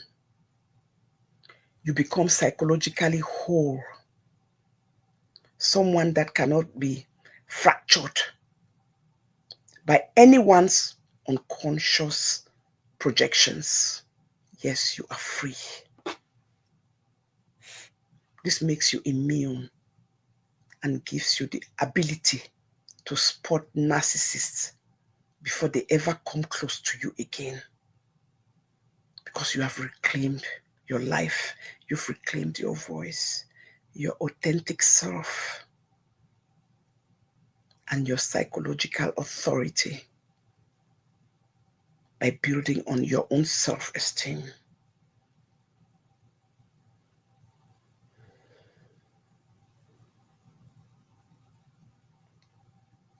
And this is how you reclaim your power. A narcissist's greatest failure is having someone who refuses to participate.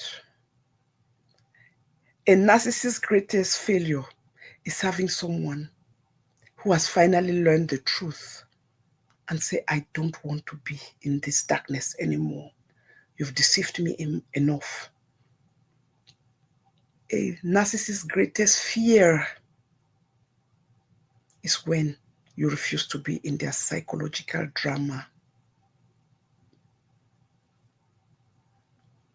You do not need to expose or outsmart or defeat a narcissist.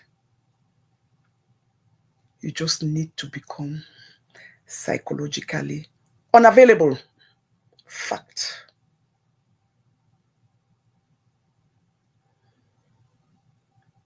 Not by anger, not by hate, not by insult, but by pulling back and telling them, I don't want to be in this drama anymore. By your unshakable peace. Because when you do this, yes, you find that. And when you are in that space of peace and not arguments, but by your conscious silence, not your reaction, but your absolute refusal to participate in their distorted reality, you become whole. You become strong. You realize that you have been blocking yourself. So many things that you outreach that you could not get. Because when you live in the spirit of darkness or allow dark people with shade of darkness around you, you'll be surprised how much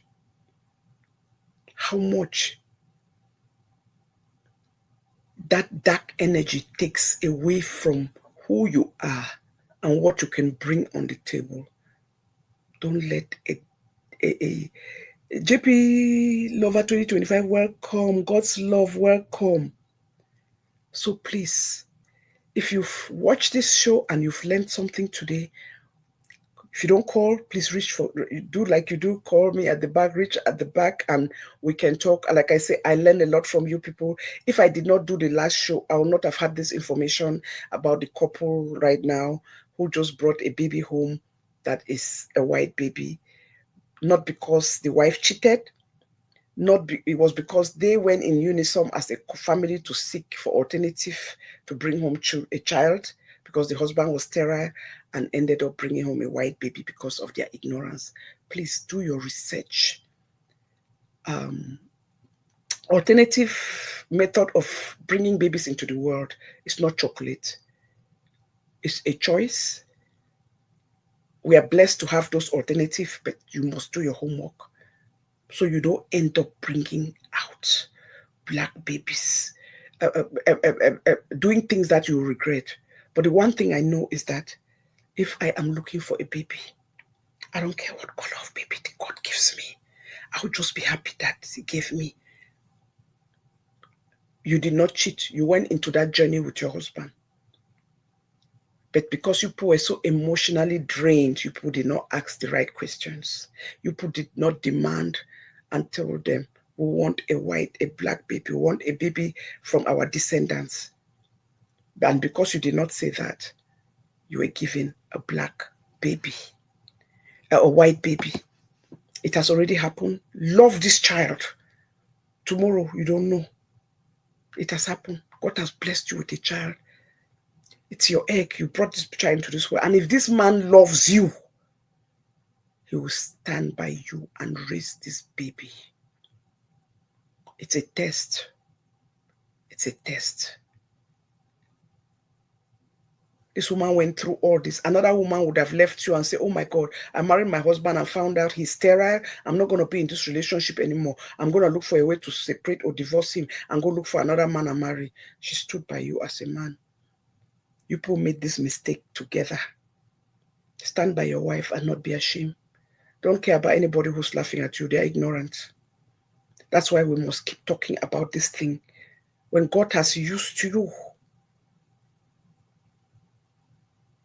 through anything you're searching in your life, There are people who will go. I remember my mother used to tell me this thing. He said, don't look at other people's life. He said, there are people who will just, you people going on a journey, they will just go straight. They get it, they get to their destination. Some people have to whine and whine and whine. He said, it's not how long it took you to get there. It's that you get there. That's why sometimes I sit on this media, I laugh sometimes when I see the way they are doing this, their thing, and they are, like I said, they've taken all this their nonsense saga to, thank God, to TikTok. And I see patches of things that people cut and drop. People cut those because TikTok don't keep shows. Me, I don't go there to watch shows. Sometimes people send me things that people have said, short things. And I'm looking at them and I see some person laughing at somebody. Oh, you don't be abroad. You don't be abroad for 20 years. Me, I don't come, na. So I don't buy house. I don't buy motor. You people are stupid.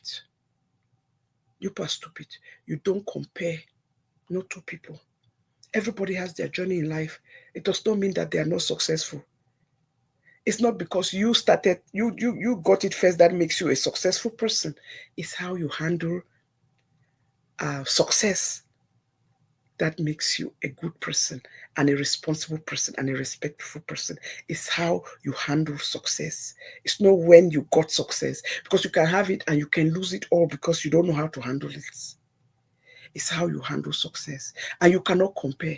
Let's not forget that most people who come now, even those who trek, they have advantage than people who came 20 years ago, 30 years ago, 15, 17 years ago, who came straight through, went through an immigration, got a visa. Because if you come as somebody with a visa, I-9, I-20, all those, F1 student visa, you came as a student. To transition in this country with a student visa to become an American citizen is not chocolate. So you who came in, you walk by feet, you're lucky. You came, now Africa, we're going through things, you can use it to file asylum. You got your asylum. You are blessed, you came, that's why you got papers. It's not because you were a genius. It's not because you are better. It's because you came when there was an opportunity for you. Please, while you are there, please, the link is up there. Go subscribe to Support Pickings page, please. It's because you were opportune to come at a time where the less fortunate, they've put things in place to protect you people. It's not because you are a better person than the person who came 15, 20 years ago. That's why you came, because you came and you just got your papers in less than 3 years. You are working, you came, they gave you an opportunity to have a job, because you have a job, you can buy a house, you can buy a car, and then you have the audacity to mock and to laugh at somebody because that person was here 20 years ago they didn't have that opportunity. They've made so much mistakes. They try to go, man, no talk about English. They try for go marriage. You know what? You know how many people when they marry go the day for interview, they enter for interview. Hello, the partner no show up. It's not because they did something wrong. They paid. They spend money. They followed the process. They did everything for being legal. That person chopped. You know how many people don't lost money?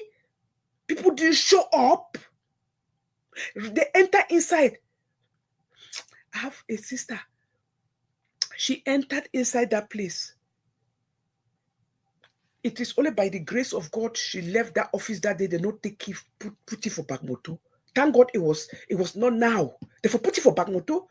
Even the immigration officer, sorry, they said run. Can you imagine? The person, when I forgive you away inside there is where you say I got the work. Instead for call, say something is wrong with this. He said, leave and don't turn back. The runway that Pekin take, commode inside there, come down 3 stairs, took a cab to run. When you no get money, may drop for the, because you don't even want kind of foot. May they not describe where to be where. When an immigration officer say run, after person don't take you 5,000, no show up. But today when I can't stand, when they laugh them. Oh, you don't be America how many years? Show me motor where you get that. Show me house where you get that. See my house. No, stop, it's no good. People have suffered. People have sacrificed. And they are going through this and still able to still send money back home, working under the table. Working under the table, still taking care of their siblings, sending money back home for their relatives, going through all these challenges, going through all this pain. But you people don't realize that you people are lucky. There's not only asylum, they get a lottery, all those things that 20 years, 25, 20, 25 years ago, people did not have it. So anything, people have lost money. You sit and laugh at somebody, wait you get. You know how many money they don't put into this process, it never worked? And they are still in hiding, working under the table. It is by God's grace. Let's stop it. Until you know somebody's worker and journey, please don't laugh at them or mock at them. These are things that we should not accept. It's a no. ADF family, you're welcome. A lot of people right now are you people in this generation are so lucky. Thank your God, and we thank God for you people. And that is why I see so much entitlement in this generation. Because you people don't even know how to go on your knees and thank God that you people were born in a generation where you people came, everything, Android, everything was ready for you people to go. The generation that preceded you people, everything was manual. Suffer.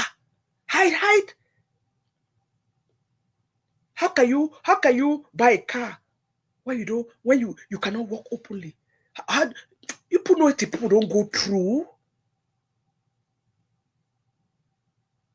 You people know what people have gone through? You people came in 3 years, you people are working, you people are making money, you people are, which is good, it's a good thing, but I beg, don't laugh at the shoulders of the people that you stand on. You people are here because other people came, because other people made that journey. But just because by the time you people came, things have changed and you people have the opportunities that those people didn't have, doesn't mean that you have to mock and laugh at them. Don't ask anybody, how long have you been to US? Why you don't get this? Everybody has their own journey. People's stories are stories that only they can tell. They cannot just sing it out. People have suffered. How many people don't at that time we didn't even know what depression was? How many people died of depression pursuing to get papers? How many people were outsmarted, cheated, money is taken by people that agreed to go into this process with them, and at the end, at last, they ran away, took their money, took their furniture. People run self-live.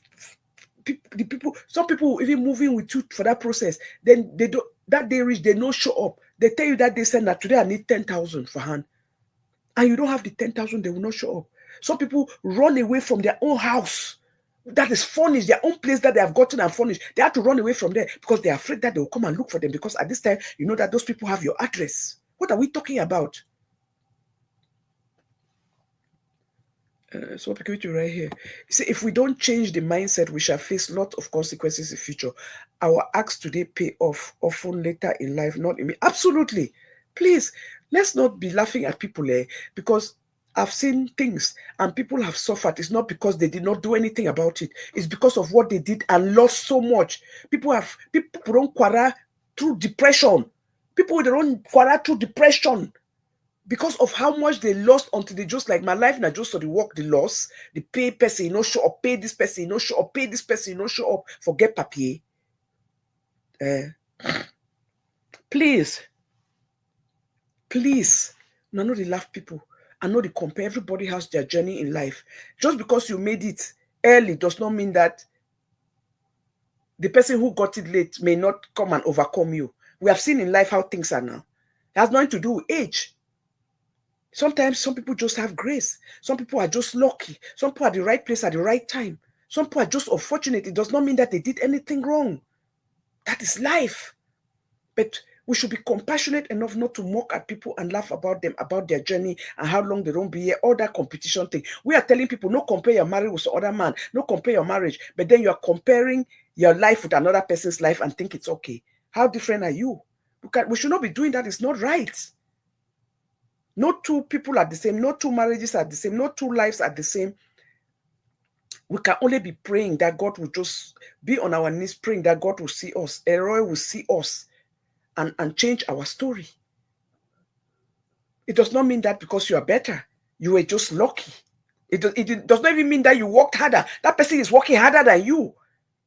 Is working even smarter than you. You were just lucky. but it doesn't make you better than that person.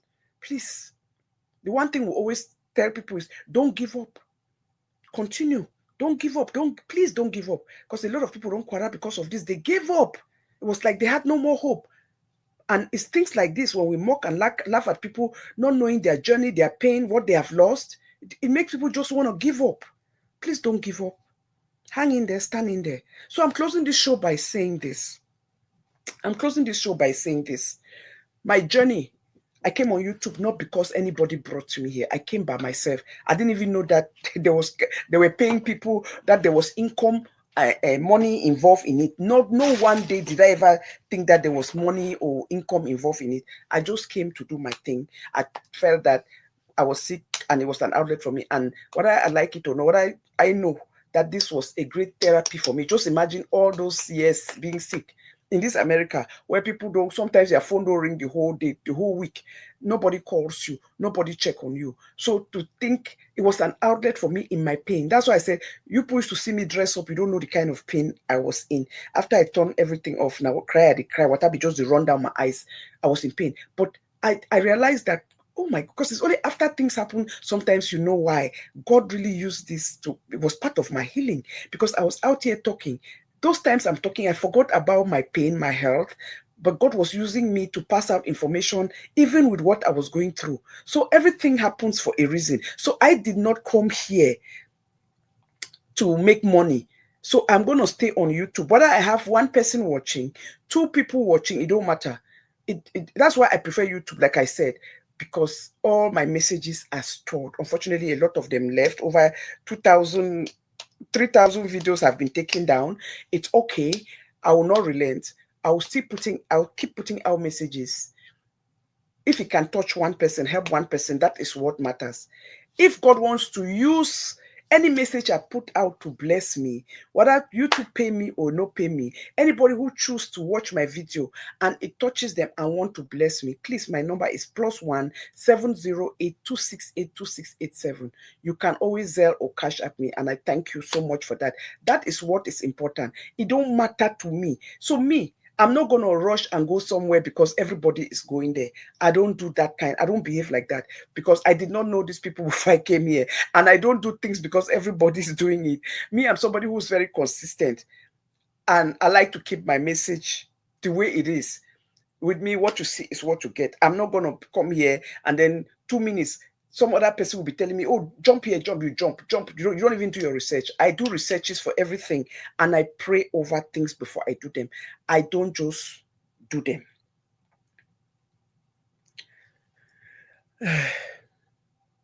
So I will always, I don't have 3 people to watch me, no matter. But I pray that when you see my videos, please share it. Share it in your groups. Share it in your status. If you think that it impacted you, invite more people. Talk about me somewhere. Tell people why they should watch me, and I will grow that way. I'm not in competition with anybody. I'm just here to pass my message. What I'm doing is my own way of passing my message. So everybody has their own way of doing their things. So this is my style. So why would I be rushing to follow people? I don't do that. If that was the case, even before they all ran to TikTok, people have been reaching out to him. My picking Crispy don't reach out to him. Mommy, I beg, think about it. I say I go pray over it. That's me. I'll pray over it. I like to pray over stuff. So I do things because it's the right thing to do. I do things because it comes from my heart. I do things because I have a reason and a purpose for doing it. I don't just do it because everybody's doing it. I don't follow crowd. I don't do things because everybody's doing it. That is not me. That has never been me. So with time, if God wants me to go to TikTok, he will direct me. But as long as I know, now as I talk to you people, God has not shown me that that is the avenue for me. This is where I belong.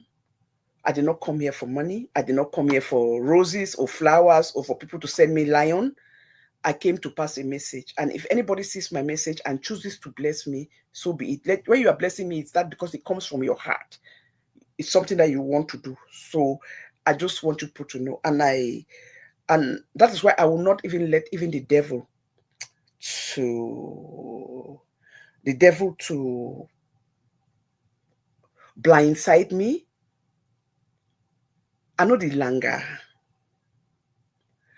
I don't do things because I want immediate gratification. Anybody who talks to me, I don't believe in microwave results. They say, thank you, mommy. Though it may never stop, but please keep impacting us with the truth. Life is unpredictable. Yes, it's very, very unpredictable.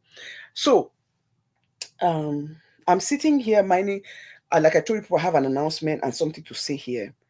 So please, if anybody, except you do not know me, I stand firm and on my belief that God who brought me here brought me for a reason. I'm somebody who have seen things. There's nothing wrong with starting all over. It's just that you people want microwave results. I don't believe in that. I don't believe in immediate gratification. If you're coming to watch me, come because you like my message. And you know that if you come here, you're going to learn one thing. And I will stand by that. I will not, again, I repeat, I will not do things because I want to prove a point. Or I want to prove that I've grown more than anybody. I've seen 27, almost 30,000 subscribers when that Dochi saga was going on, when I covered their story now. A lot of people who came and subscribed were not with all foreigner, because I was carrying this thing. They were cutting my clips, dropping them in so many other channels, other nationalities channels, because they were watching and people were sharing. So the God who took, at that time, did I know those things were going to happen? Those things were going to come, that other people were going to appreciate my voice. So why should I not have confidence that God, the Roy who did it, can still do it? I'm going to still stay on my lane, stand on this lane, because when I came here, I did not come for saga. I came and I was passing a message for almost 7 months and then saw what happened and got into it. And then before I know, I was employed. So I will stand on that and I will continue passing my message. Well, so what beginning now, when I be there, 2 people, you and communities, somebody, 237 community, I think it was 3 or 4 of you. That would have been the watch me now. There were days I would even do a show, nobody, but I would still talk for 1 hour and close my camera. It did not stop me from talking for 1 hour because nobody was watching. I would do it with empty screen and I just drop it. People will be sharing. Before I know, sometimes in 2 weeks, I will see 400, 500 people have watched it in 3 weeks. I was grateful. And that is what matters. So I don't care how many people are watching me. It's about the message. If my story, look at that, the last show I did, I dropped it and people reached out to me, and that's how I got the story for this follow-up. Look at the things that people are going through. If I did not do that story, I would never have gotten the story of what just happened now in Germany, of our own couples who, when I had brought home a white baby because they did not do their research. Don't hide your baby. It's not your fault. God wants to showcase you people, to show people that you can still bring baby. You asked for a baby, right? God gave you baby. So why are you embarrassed? Didn't you ask for a baby? God gave you a baby. Showcase that baby. Be happy. God wants to use you people to show us that humanity, human beings, black, white, or whatever, is the same. Let's just be grateful for what we are given. There are people who cannot even have it, who will long for that opportunity. They don't have it. So somebody came and left me a message the other day. I don't know if I should play this message or I should not. Maybe I should pray over it, but I'll tell you the story. I don't think I should play it. I woke up first thing in the morning. Good morning, mommy. Apologizing to me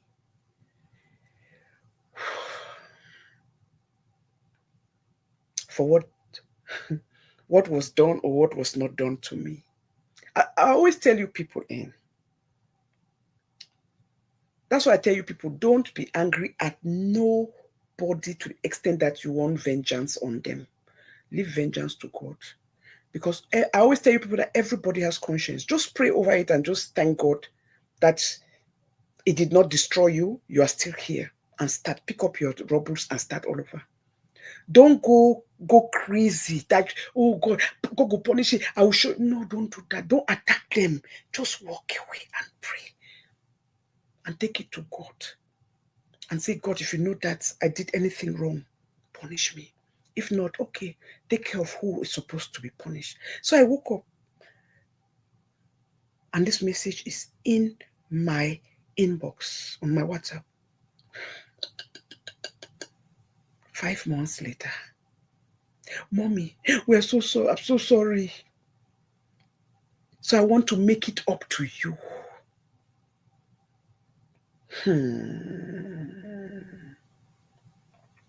I want to make it up to you.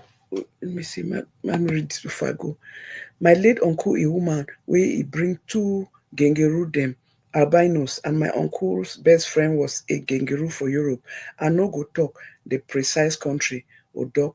Make our soul rest in peace. Pikin na pikin, just be glad that you have pikin. What are you talking? What has that got to do?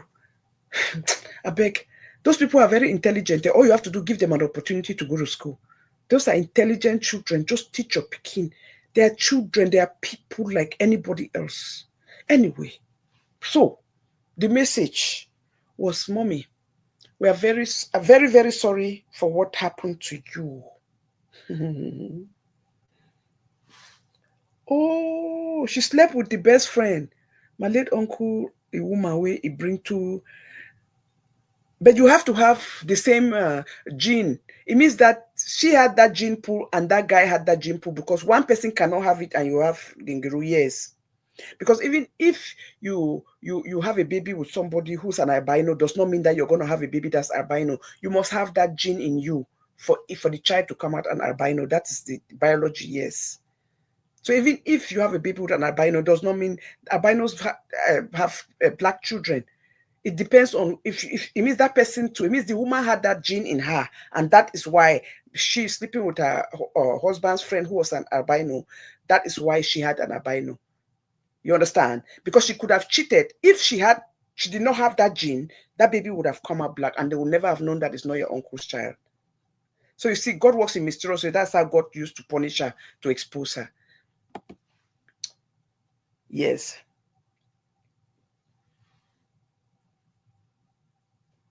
So he said, I'm very sorry. So I want to really gift you, Mommy. I want to gift you so much. The devil is a liar. The devil is a liar. You boy, be prayerful and be smart and be wise. And don't jump on opportunities. Pray about it. God will show it to you. Because sometimes we see opportunities and you go, oh my God, thank you. You think that they are doing you a favor when it is a destruction. Not all news that comes to you, and no matter how happy they are to deliver you that news, does not mean that it is for your glory and your blessing, and for your blessing and his glory. Sometimes it may be a destruction that is coming in that format. So be wise. Don't be excited when you receive good news. Pray over it and question it sometimes. So he said, oh, so Mommy, I want to really grow your channel. I want to really grow your channel. And I want to give you watch hours. I've built a lot of channels on this street. And that's how they got paid. Hey, I look as though my skin shake. This was, I think, was it Sunday? Today's, yeah, it's about 4 days ago.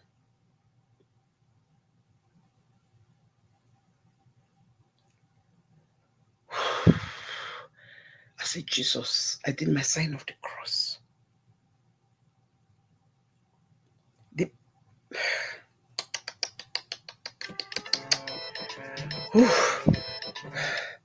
Hello. I know you're alive. I just want to say something. No problem.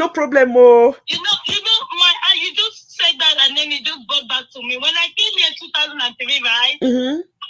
I had my order, the 18th. I had it after 3 months. Mm-hmm. But my aunt was here for 5 years.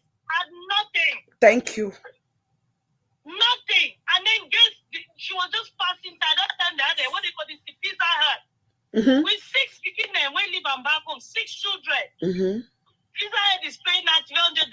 They hear the WhatsApp. Mm-hmm. Our own nieces and nephews go report, say no get papier because of disagreement for house. And then when they call you, I go talk PG. I don't know what you mean. When they call the case, the person where he give that tip, the person they jail. Every time when they call case, the last time, that 2003, for Illinois, they not so go hold that man, go eat Chinese. If dinner dang the bed, that man say, "Beg no do no nothing." That man can sleep now for cash for the people before they woke up on money time they go Chicago. As they finish, they don't make 1-2 days. They say don't beat the girlfriend. He don't go back. Oh, so Jesus. you know, my aunt at that time, it didn't say go that even children today, when they want to do anything, go there they say call your cousin. They call me mommy's girl. Even till today, they say because the mother told them that I saw everything and it's true. He said when I don't care here, when I never see anything. So we should not be laughing at people, calling people lazy. No, put the suffer where they don't go through for the America. In fact, they just get that so now. In fact, that I get my own for Virginia and I start twist and put on my pocket. Slap where slap me. Slap where slap me. That's something where it don't be a 5-6 years, you know, get them. No get them. Then me I fool my own put a lesson as on trash paper. Small people have not say waiting. I just just hold the thing, put that for. You see the grace. No, the value of what you just got. I know we know the value now because God just dash me. 10 years for me. The one be one on August, September, I get up. Jesus, hey, Papa God. Yes, I get up. August, September, I get up. My thing look me, they let me take her for me. So now people be laughing now. Even friends back home. When they say that they help each other, come up here and I chop here and mommy not even give my every 50,000. They don't know. They don't know. Say, oh, you don't invest time because you want to be citizen and lost everything. Everything. Then now the children, they even grandkids, everybody they here today. So more be careful how we laugh people. Yes. In those days, things are way much easier now. I'm telling you. Even my time, things were easy when I came here in 2003. People didn't come until they came in the 70s.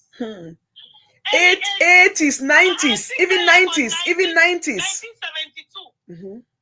Now they go tell you the story. 1972, 80s, 90s. Now we woke up for 2000. Where bread was butter. Yes, bread don't butter. Butter between them. Yes. We are butter. We not see that struggle. We not see that suffer for papier. I'm telling you. You see man, they go carry Oyibo. You think that because they like her. Not because they like her. Not be so. Even this for other people. Even with that, even so, most of those things, Oyibo and our black brother, them, they go take money for you, no show up. They didn't show up now. They didn't show up. They disappear. You should also your head scatter. You talk say waiting. Don't think that they not show up. So be careful because you should wait. That man don't be pay what you don't do. See. I beg, I know caught you. I know caught you. My brother, one of my brother, when not true me the girl with me and be the classmate for school, right? Now so I take meet up because if you don't date one of we Cameroonian brother, where may he rest in peace. One of the Cameroonian brother, if you don't date it, so not true because that would be like a brother to me to the hip. You understand? So if you don't finish the fallout, so me and he can meet up Nana for some course we'll take her for school, So when we met at that course, me and he talk, she was a camp girl and all that kind of thing. Calm, that's very calm and respectful. So when this my brother-in-law come, he talks to one to that, I say, oh, I know some person who I don't know him, and they take this course with him. I go discuss with her, you understand? For class, I don't meet you for class. I went and talk with her. I say, oh, Rosemary, oh, you were very nice. No problem, I will do it for you. Nobody give me price. See, he give price. Oh, he meet all the man, fall in love with see, bomb picking for you the day inside house, and he still take the money for the price, 10K. Why? You did hear what I try to tell you. I didn't hear. He ended up we be Natina for business. Oh, he still take the 10K and they give 5K down for down payment. Then the other 5K, he end up enter for the boy has married. Then still ask for a 10K taker. Where?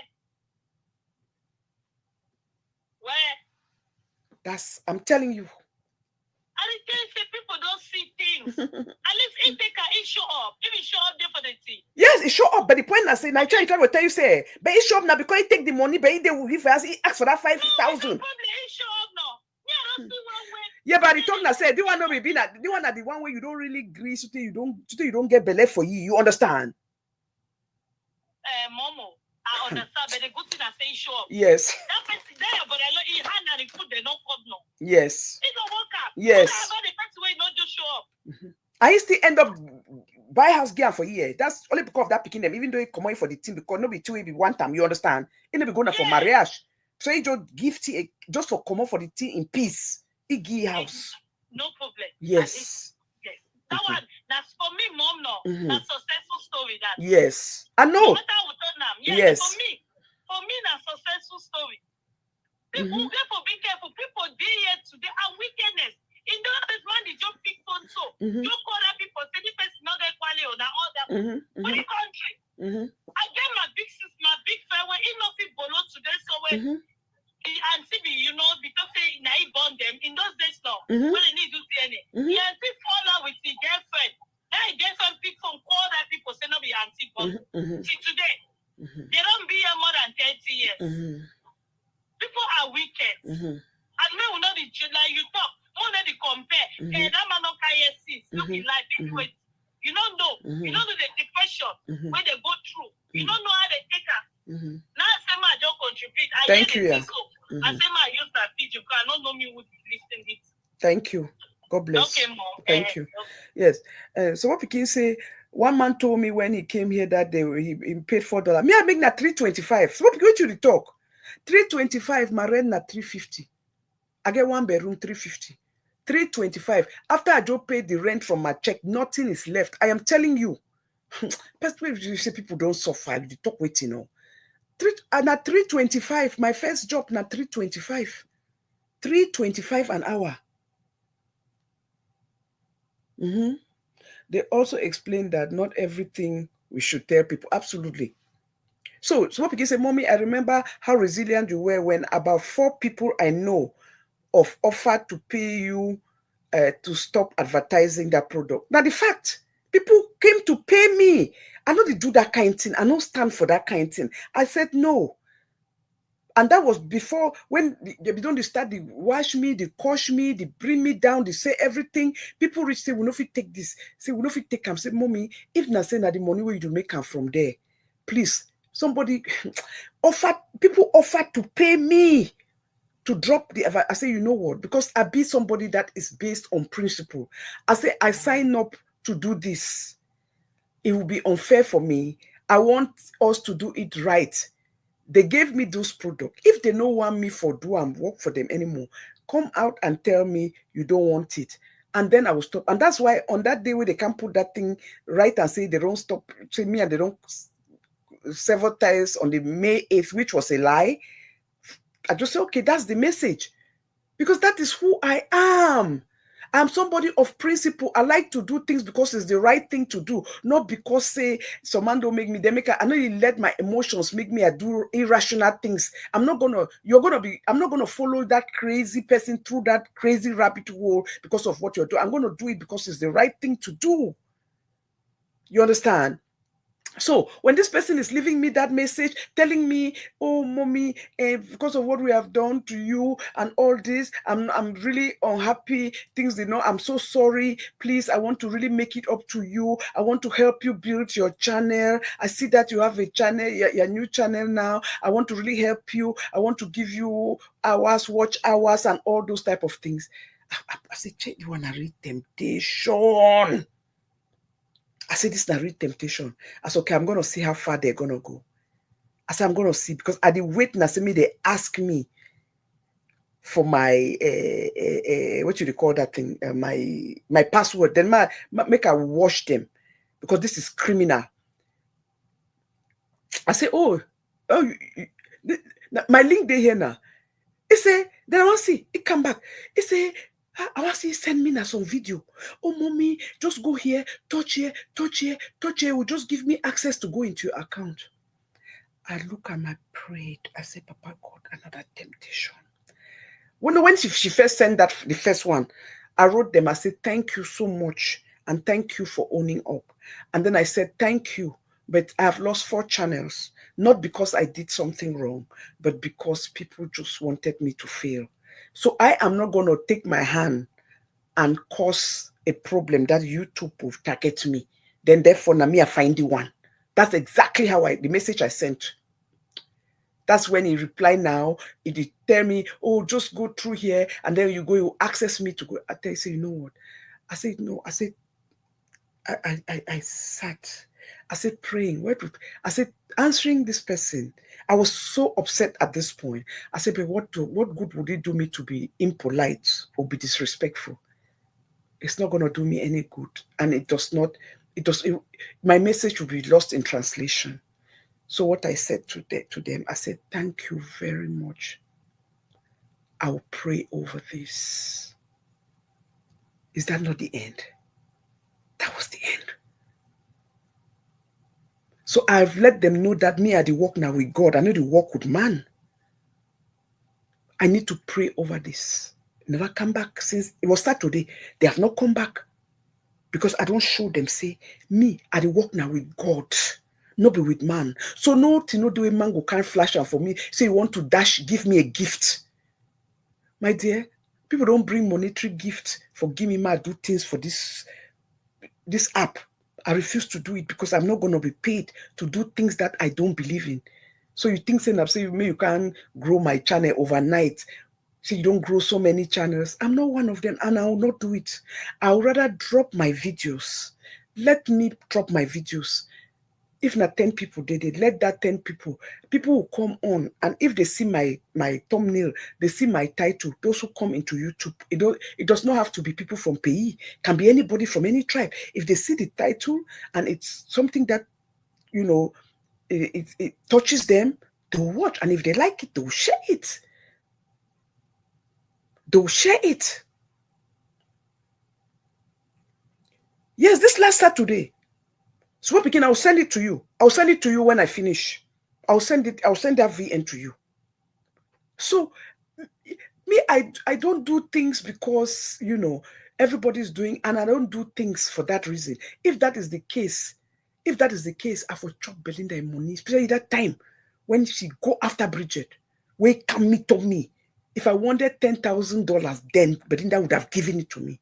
But me, I'm a very principled person. And when I stand with somebody, I stand with people. I will never sell anybody that I consider my own. Nobody can come and make me say, me, I deal with somebody, and somebody come and pay me to change my belief system because I saw money. I'm not that kind of person. If I was that kind of, people have offered me $3,700 in this app with a story, and I said, my platform is not for that. If I want to make money, I will make correct money for Belinda. Not only for this time. The time that she brought Belinda Babila to me, I would have made good money. The time that she brought this Bridget home for me, where the council they begged me, I said, nope. Access denied. I don't have. It's not because I have the money. I've been sick for all this time. I don't have the money. My savings depleted, all those type of things for my health. But I know we'll go break my principle and then do something that does not align with my way of thinking because I see money. I don't do that. So anybody live with your conscience. If you think that what you did to me or you align with people to destroy me and then you want to come back, just apologize. Go you. Say, I'm sorry. Why did it take you 5 months to come and apologize to me? Why didn't you apologize to me at that time? Say, I am so sorry. Why you apologize to me then with a clause on it that you want to give me something? You want to use some other way again to blackmail me? Did somebody send you to come and so that you guys can have access into my account to infiltrate it, to destroy me again? Because it does not make no sense. It took you 5 months to come and apologize to me for how you left me, what you did to me. And then you are telling me that you want to go into my channel to upgrade it so that none sharp, they'll start paying me tomorrow. I don't need it. I walk with God's grace. It's Him who brought me here, not man. I did not know anybody on this app to follow. Say, look at what that man is doing. I want to go copy the things that they are doing. I like what they are doing. No. And that is the truth. I came on my own. So nobody No, and no amount of whatever you put in that you can use to set me up, or because I don't believe, because to me I'm looking like this is a setup. It does not even make any sense.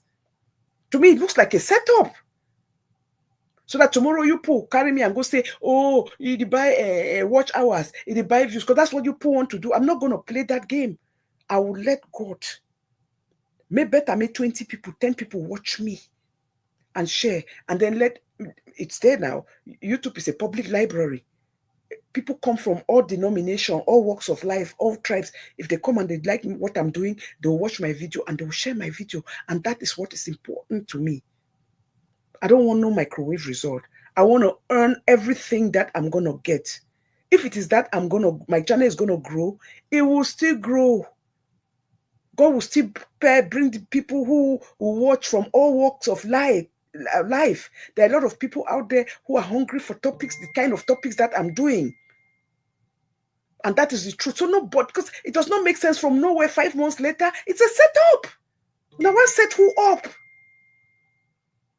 Now I set who up. Now they craze. So you putting that I'm going to hear, oh, watch out, I will give you watch hours. I'm coming to give you views and watch hours. And in 24 hours, it takes only 2 days. That's what they said though. It takes 2 days and this thing will be monetized. Hello? And I'll be jumping on that bandwagon. You people have not realized that I don't believe in microwave results. I don't do things because of microwave results. I do things because God put me here to do it. And if it is by his wish that my channel will grow back, it will grow despite everything that has been taken from me, despite disconnecting me with all my viewers. There are a lot of people that have been looking for me. Somebody even reached out to me the other day. So where somebody reached out and said they define my channel. Do I even exist anymore? So they had to send my channel. So by you taking down my channel, you disconnected me with all those viewers that I built, all that the people that I built from different walks of life and different nationality. So by his grace, God will use other opportunity to build me, and by his grace, just like they are looking for me now, little by little, they will keep looking for me and be sharing it, and it will still happen. So you put the only way I can be taken off is to shut me up, and the day I go 6 feet. As long as I'm alive and I'm still talking, the channel will grow. It's about the kinds of topic that I talk about. That is important. And if people who love what I'm doing and the topics I'm talking about, they will still follow me. They will still uplift me. They will still support me. And that is what is important. So again, I just want to take this opportunity to thank all of you. Yes, there are people looking for me. They can't pin my channel. That is the fact. So, but God will bring them around, and will still bring new people around. And with time, by his grace, it will take a while, but I will still... the way I grew, did I even expect it? Did I even notice? Did I even know? When they were sharing my shows everywhere, all other nationalities sharing me. There was somebody who even told me they shared my show in their Liberian website. Did I know that there were people, Liberians, sharing me in their website? Nigerians sharing me in their website. And it was a Cameroonian who reached out to me that she's married to a Liberian, that they shared my post. She was shocked to see they're sharing my post and talking about it on their community, in their community page. So those are things that happen. If you have the right message and you keep doing the right thing and putting positive messages out there, people will share you. It don't matter what walks of life, what nationality they are, they will continue to share. So please, I'm going to be ending this show in the next 5 minutes. I just want to thank everybody. I just want to appreciate you all. I want to end this show by saying, please, please, please, let's be informed consumers. Let's learn to inform ourselves. Let's not think of bringing children into this way. Babies, don't be ashamed of it. Don't care about whoever is laughing at you. Those who think that they have children and are mocking at you, they don't know what their children would turn out to be. Just because God gave them children does not mean that they know what those children are going to turn out to be tomorrow. So just because you are fertile or you have babies does not make you any better than somebody who has not been blessed by the fruit of the womb. And no woman is barren, because you may not even know. Those people who may not have children, the things that they are doing for other people's children, you have not even done for your own biological children. Some of you are so self-centered that even with your own biological children, you put yourself first and ignore your children and neglect your children. So your children, some of them don't even feed well. You don't even feed them well. You don't even take time to feed them. You are doing things for them with anger, like they are disturbing you, but you come on, but because you are online, or you'll be insulting those who don't have children. Please, let's stop it. It's not good. It's not good. But again, let's be informed and informed consumer. Let's do our researches before we go into projects. Anything that's medical, I beg you people, as much as you're talking to a doctor, do your own research. Ask questions. Don't be bewildered. Don't be afraid. You are in a doctor's office. That is where all your concerns should be answered. Therefore, be prepared with the questions to ask. You are going there because you want something. You want healing. You should be able to tell the doctor. Don't be ashamed, because I'm looking at this and saying that ignorance to, or maybe they feel say, oh, maybe if I just talk, say I want only black baby, it will look like I'm a racist. No, it does not mean that you're racist too. It's your right to say I want but a black baby. It's your right to say I want but an Indian sperm. It's your right to say I want but a Caucasian sperm. It's your right to say I want but a Mexican sperm. It's your right to say I want person of this nationality. Don't feel that if you say that, it will look like you're being discriminative. No, there's nothing wrong with that. There are people who just want children because you want to follow your heritage. It does not make you a bad person. It does not make you a discriminative person. That is who you are. That is who you know. You know you better than anybody else. And because you want that does not mean that you're a bad person. So I just feel that there was a lot of ignorance that went into this with this couple. They went in there and were not completely honest. And they just assume that because they have seen them, that they are black people, and they are coming to look for a child, they'll be looking for a black sperm for you. No, please. There's a thing I always say is that ask and it shall be given. When you ask God, God will always give you. Talk, say your mind, be honest. Don't be afraid. Don't worry about what people will think. They may shun you over, but the fact is that you are looking out for you and nobody else. So speak your truth. Don't be ashamed to your doctor's office should be where you should talk about all your concerns, because your doctor will never mock at you or laugh at you. You understand?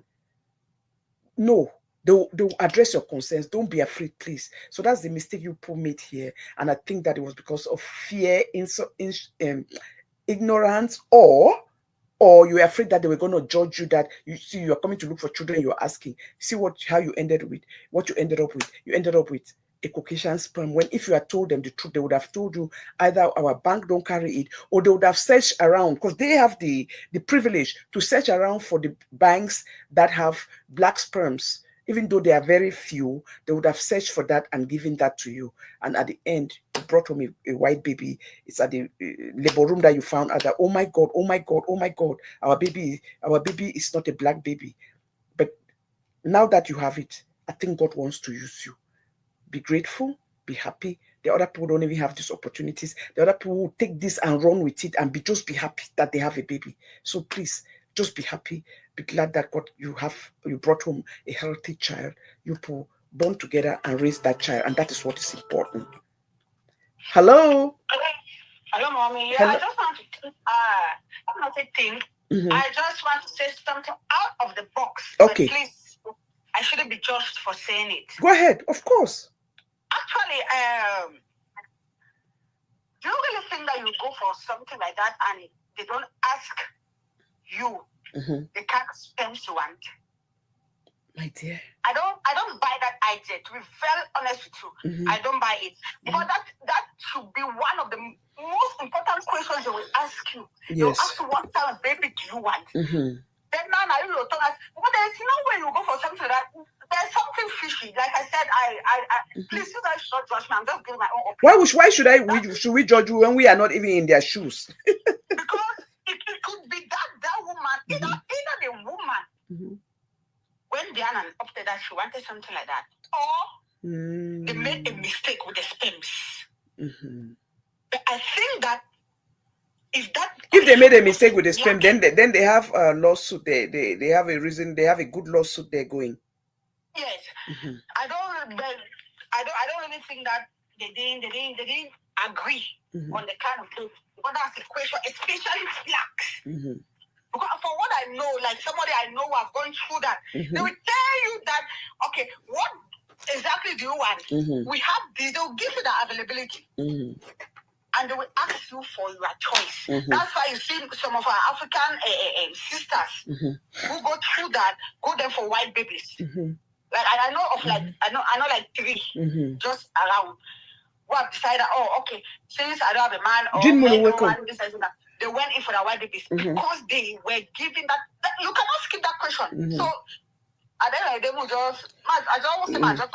thank you, yeah, thank you for that point. No, it'd be very, very important. Thank you so much. See, the one thing I want to specify here is that you should that if you put anybody who follows me and you've been watching my shorts, what I'm dropping on this topic, you find out that I said that research have shown that it's only 1 out of 1,000 sperms qualified to go to the sperm bank, and that is because to harvest sperm takes a lot for you to get a good sperm that is not contaminated, because even soap, if soap touches a sperm, the sperm is destroyed. They cannot, that's why they advise you when you are going for in vitro, you cannot use, you understand, you like some people will say, oh, the mommy go put soap. If you use soap touch them, it is destroyed. That is why they are so careful when they are harvesting sperm. So it's only like 1 out of 1. I'm telling you, the research is there.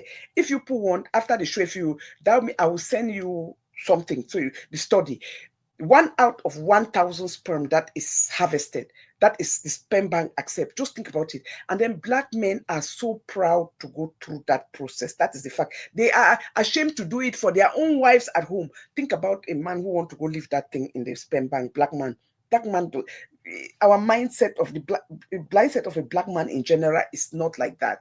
You understand? So even when you see our sisters who come out with metis babies, before I used to think that, and I'm one of those people, me, I will tell you, who think that, oh, maybe it's their insecurity, they just go to the Joe one born a light skin picking. Most of these women who after a while don't have a husband or a man that is ready to go through this with them and choose to go through sperm bank, they don't have a choice. There is so much. The last show I did there, I'm telling you, is the research I did for that last show that I learned so much about this. Oh my God. Black sperm is the most difficult thing to find. It is the most difficult thing to, I'm telling you, that's why, you see, if you go to Nigeria, that's why you see, I said, you know, my platform has helped 3 families got conceived. We have one that had triplets, one that have twin, one that came with single babies. They went there. In Nigeria, it is easy because it's all black people. You understand? Now listen to me, final. Go to Abuja. Anybody who's looking for a baby, inbox me. I will give you the clinic to go to. You understand? So if you go there, because it's only black people, and that Nigeria is so, Nigerians are so advanced. I don't feel like me will not. That is just the fact, whether you like it or not. They have black sperms. They are so advanced. They are so mature in the way they think. They are advanced. They are advanced. Because even for the black Americans, no doa. They still have that our mentality. I'm telling you. I am telling you, so you see, most of these girls who are single, and that's why most of them are even ashamed to tell you that they went to sperm bank. You want to ask them, hey, have you dated the man? I mean, now lie. Most of them, they go to sperm bank, but they cannot find a black sperm. It's not because they are insecure. It's not because they want a white baby. It's because there is no availability of that black sperm. So they go with what they had. They went with what they had, and they were blessed to bring their children home. You understand? So I say this to inform the community. Say, please, not look people, judge them.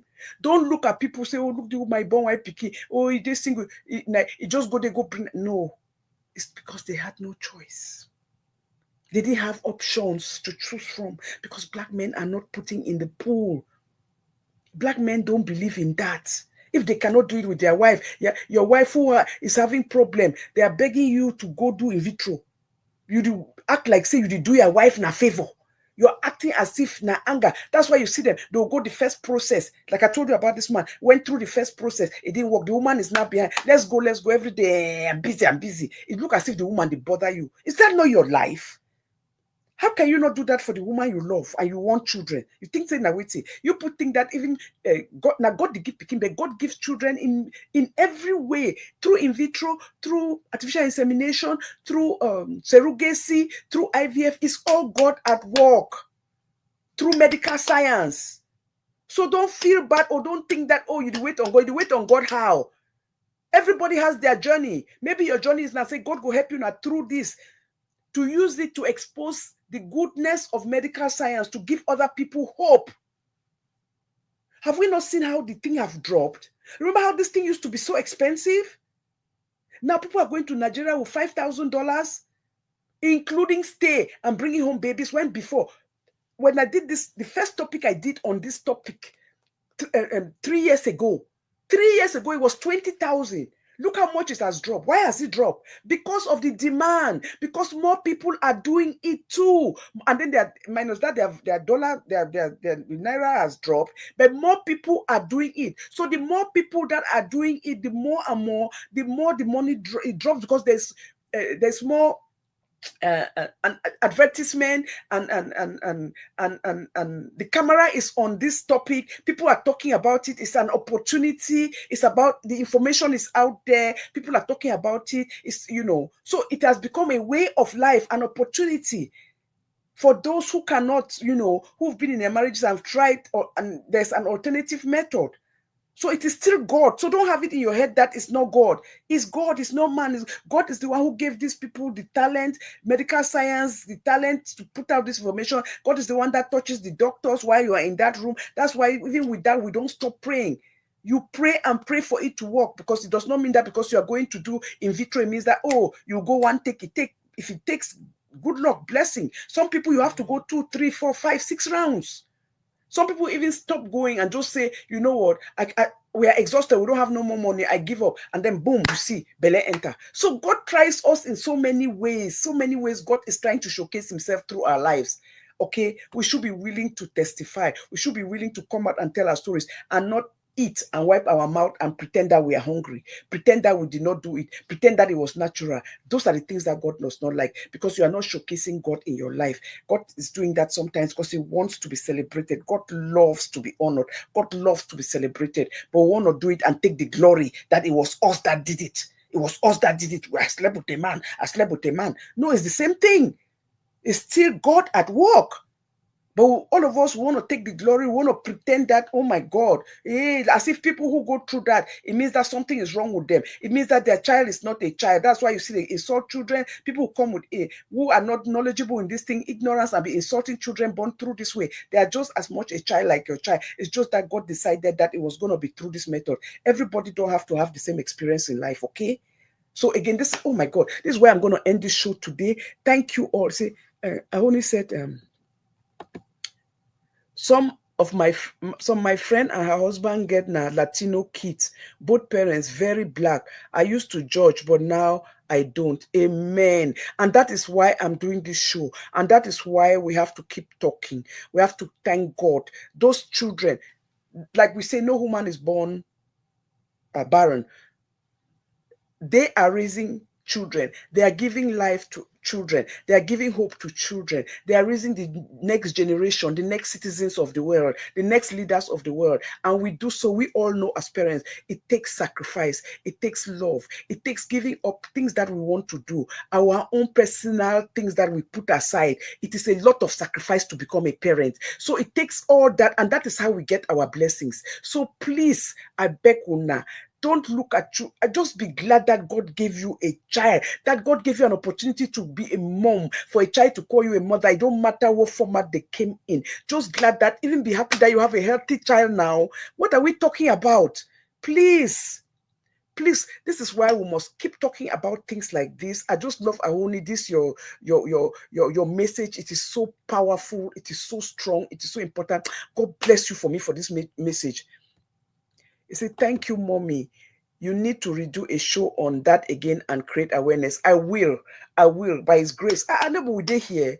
All I need is for you people to keep supporting me, keep sharing, keep inviting people to come and watch, and let's keep talking and encouraging and celebrating life and celebrating one another and taking people's, putting this thing in the limelight, because this our generation, we will perish. We should not be mocking. We should be celebrating. We should be encouraging. And when we see people do these things like this, instead you take those stories, come on your platform, elevate and put these stories out so that we can Sanitize the community, because the more they are hearing about it, the more educated and informed they are. And the more informed and educated they are, the better human beings they will become, and the more knowledgeable they will become. An informed consumer is the best consumer, because you know better, and when you know better, you will do better. And that is just the fact about life. And I'm going to not just close this show by saying, please call Ahoni Love. The number is 410-953-9277. Her TikTok account is Mavericks. TikTok Mavericks. Please call her. Call her. She has amazing products, amazing stuff. Fall is coming. This is the time that things are so expensive to get: winter jackets, fall things, sweaters, warm clothing, all those things. Her cabas are there. Please call her again. The number is 410-953-9277. Please order from our sister, order from her. Let's support her business. Let's support one another. It's very, very, and the point is that the things that you pay 70% less than what you pay from any supermarket, and you're buying it tax-free. I am telling you, things that you see in a supermarket, in stores, you see them for $20. She's selling them for $7. How do you beat that? That's tax-free. She's selling them for $7. You can you imagine saving $13, sometimes saving $10, saving $20. Those things add up. It's amazing. Please, this is where you go to get your back to school. For most of people whose children go to school that don't wear uniform. This is America. A lot of children don't wear uniform to go to school. Buy your little things: pants, t-shirts, jeans, all those things, school shoes.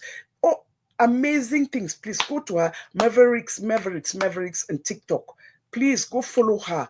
And her number, if you doubt and you can't find her, call 410-953-9277. And I want to take this opportunity to thank our sister Ahoni Mavericks for she one of that our son who had that accident in Pei, who had that operation that came on my show, Bibish, and now he has been healed, and he's doing what do they call it? Is it stage? She's learning to be a barber. That's his skill set and all that. Sister Ahoni, I want to thank you from the bottom of my heart for the things that you have shipped out to him, those things that you called and promised that you were going to send to him for his barber shop. May God bless you. Your children will never lack. I just want to thank you so much from the bottom of my heart. That will make a lot of difference by just touching him, touching his life, by just blessing him with those products, so that by the time he's finished, I think he's finishing next month, October, he's finishing, he will be able to open his own shop and have products to start. I just don't even know how to thank you. May God continue to bless you. May God continue to enrich you. Just thank you for sowing a seed in his life. Can you imagine? And then you paid again for the things to be shipped. I don't even know what to say to you. But again, I just want to say thank you. God bless you. Thank you all. Thank you. This is her TikTok. This is her TikTok account. Mom, this is her TikTok account. Please follow if you're watching this live, if you're watching this on replay, please, I've put it up here. Please follow her. Log on to her, follow her, so that when she comes on, you get a signal. Sometimes they don't show. I don't know. Sometimes I'll see her when she comes on. It will show me that she's on. Sometimes it doesn't. But if you follow her, at least you will know. And if you talk to her, she may tell you the times that she come on. Again, her number is 410-953-9277. God bless you all, and I thank you all from the bottom of my heart. Thank everybody here. Please, as you're closing this show today, the one thing I will tell you is be confident in yourself, know yourself, be consistent. It's very, very important. Don't follow crowd. Don't do things because other people are doing. Don't be afraid to stand by yourself. Don't be afraid to stand alone. Don't think that you can only get people to watch you when you align yourself with other people. No, it's about your message. If you have a great message, if you have a good message, and you know how to put it out there, people will follow you. Believe in yourself. A lot of us, the problem that most people don't believe in themselves. So they always think that, oh, I must. And then how are you going to be somebody who goes to church? Or you are a Christian? or you believe in philanthropy, doing kind, being good to people, but then you know that somebody is so mean-spirited, does not believe in your belief, does not believe in supporting other people, does not have compassion, causes pain in other people's life, then you go and align with them just because you think that, oh, her numbers will add to my numbers, then I will grow better. How can you grow when you're aligning with the devil? Look at it that way. So please don't align yourself with people just because you think that it will give you numbers. Stay on your lane. Be you. Do you. Numbers will come if you are doing the right thing. You don't have to fake it. And that's why most often these things evaporate, because you people will fight and then they disappear. And then when they disappear, the people that follow them will be angry at you. And then because you people are fighting, now it becomes a tug of war and you are losing people. No, if you are consistent, you stay on your message, mind your business, stay on your lane, just put your message out and believe in you, that you have something to offer. God will grant you that. Know who you are. If you know who you are, nobody can deceive you, and nobody will take you out of that route to do something that does not reflect you. Be that person that when something happens, people will say, hey, somebody can defend you without being there, knowing that you cannot do that because it does not reflect you. Because you are principled, because you are consistent, and because you have faith and belief in yourself. I thank you all. Have a great day. On Friday, we're having a wife's betrayal. Please don't miss that show. Join me. Come one, come all. You'll be surprised about the title of that show and what it entails. But it's about all of us looking inside and searching our conscience. And do we know who we are? Are we preaching what we are we doing what we preach? And do we treat others like we would like to be treated? Do we use the golden rule? Or do we make exceptions when it comes to us? So please, let's join me on that show on Friday. I thank you all. I appreciate you. Have a great night, everybody. Bye. Amen. Thank you. I greet everybody and thank you all for coming. Please share the show. God bless you. Bye, everybody. Thank you. Don't lose yourself in trying to be somebody else, please. When you know you and know who you are, nobody can take away from it. The point is that you go for microwave results. It does not matter. You can start from scratch. God is the one that provides income, provide everything. Don't jeopardize your principles because you want some fast cash or some fast thing. At the end, it will crash on you. Be careful who you align yourself with. God bless you all. Thank you.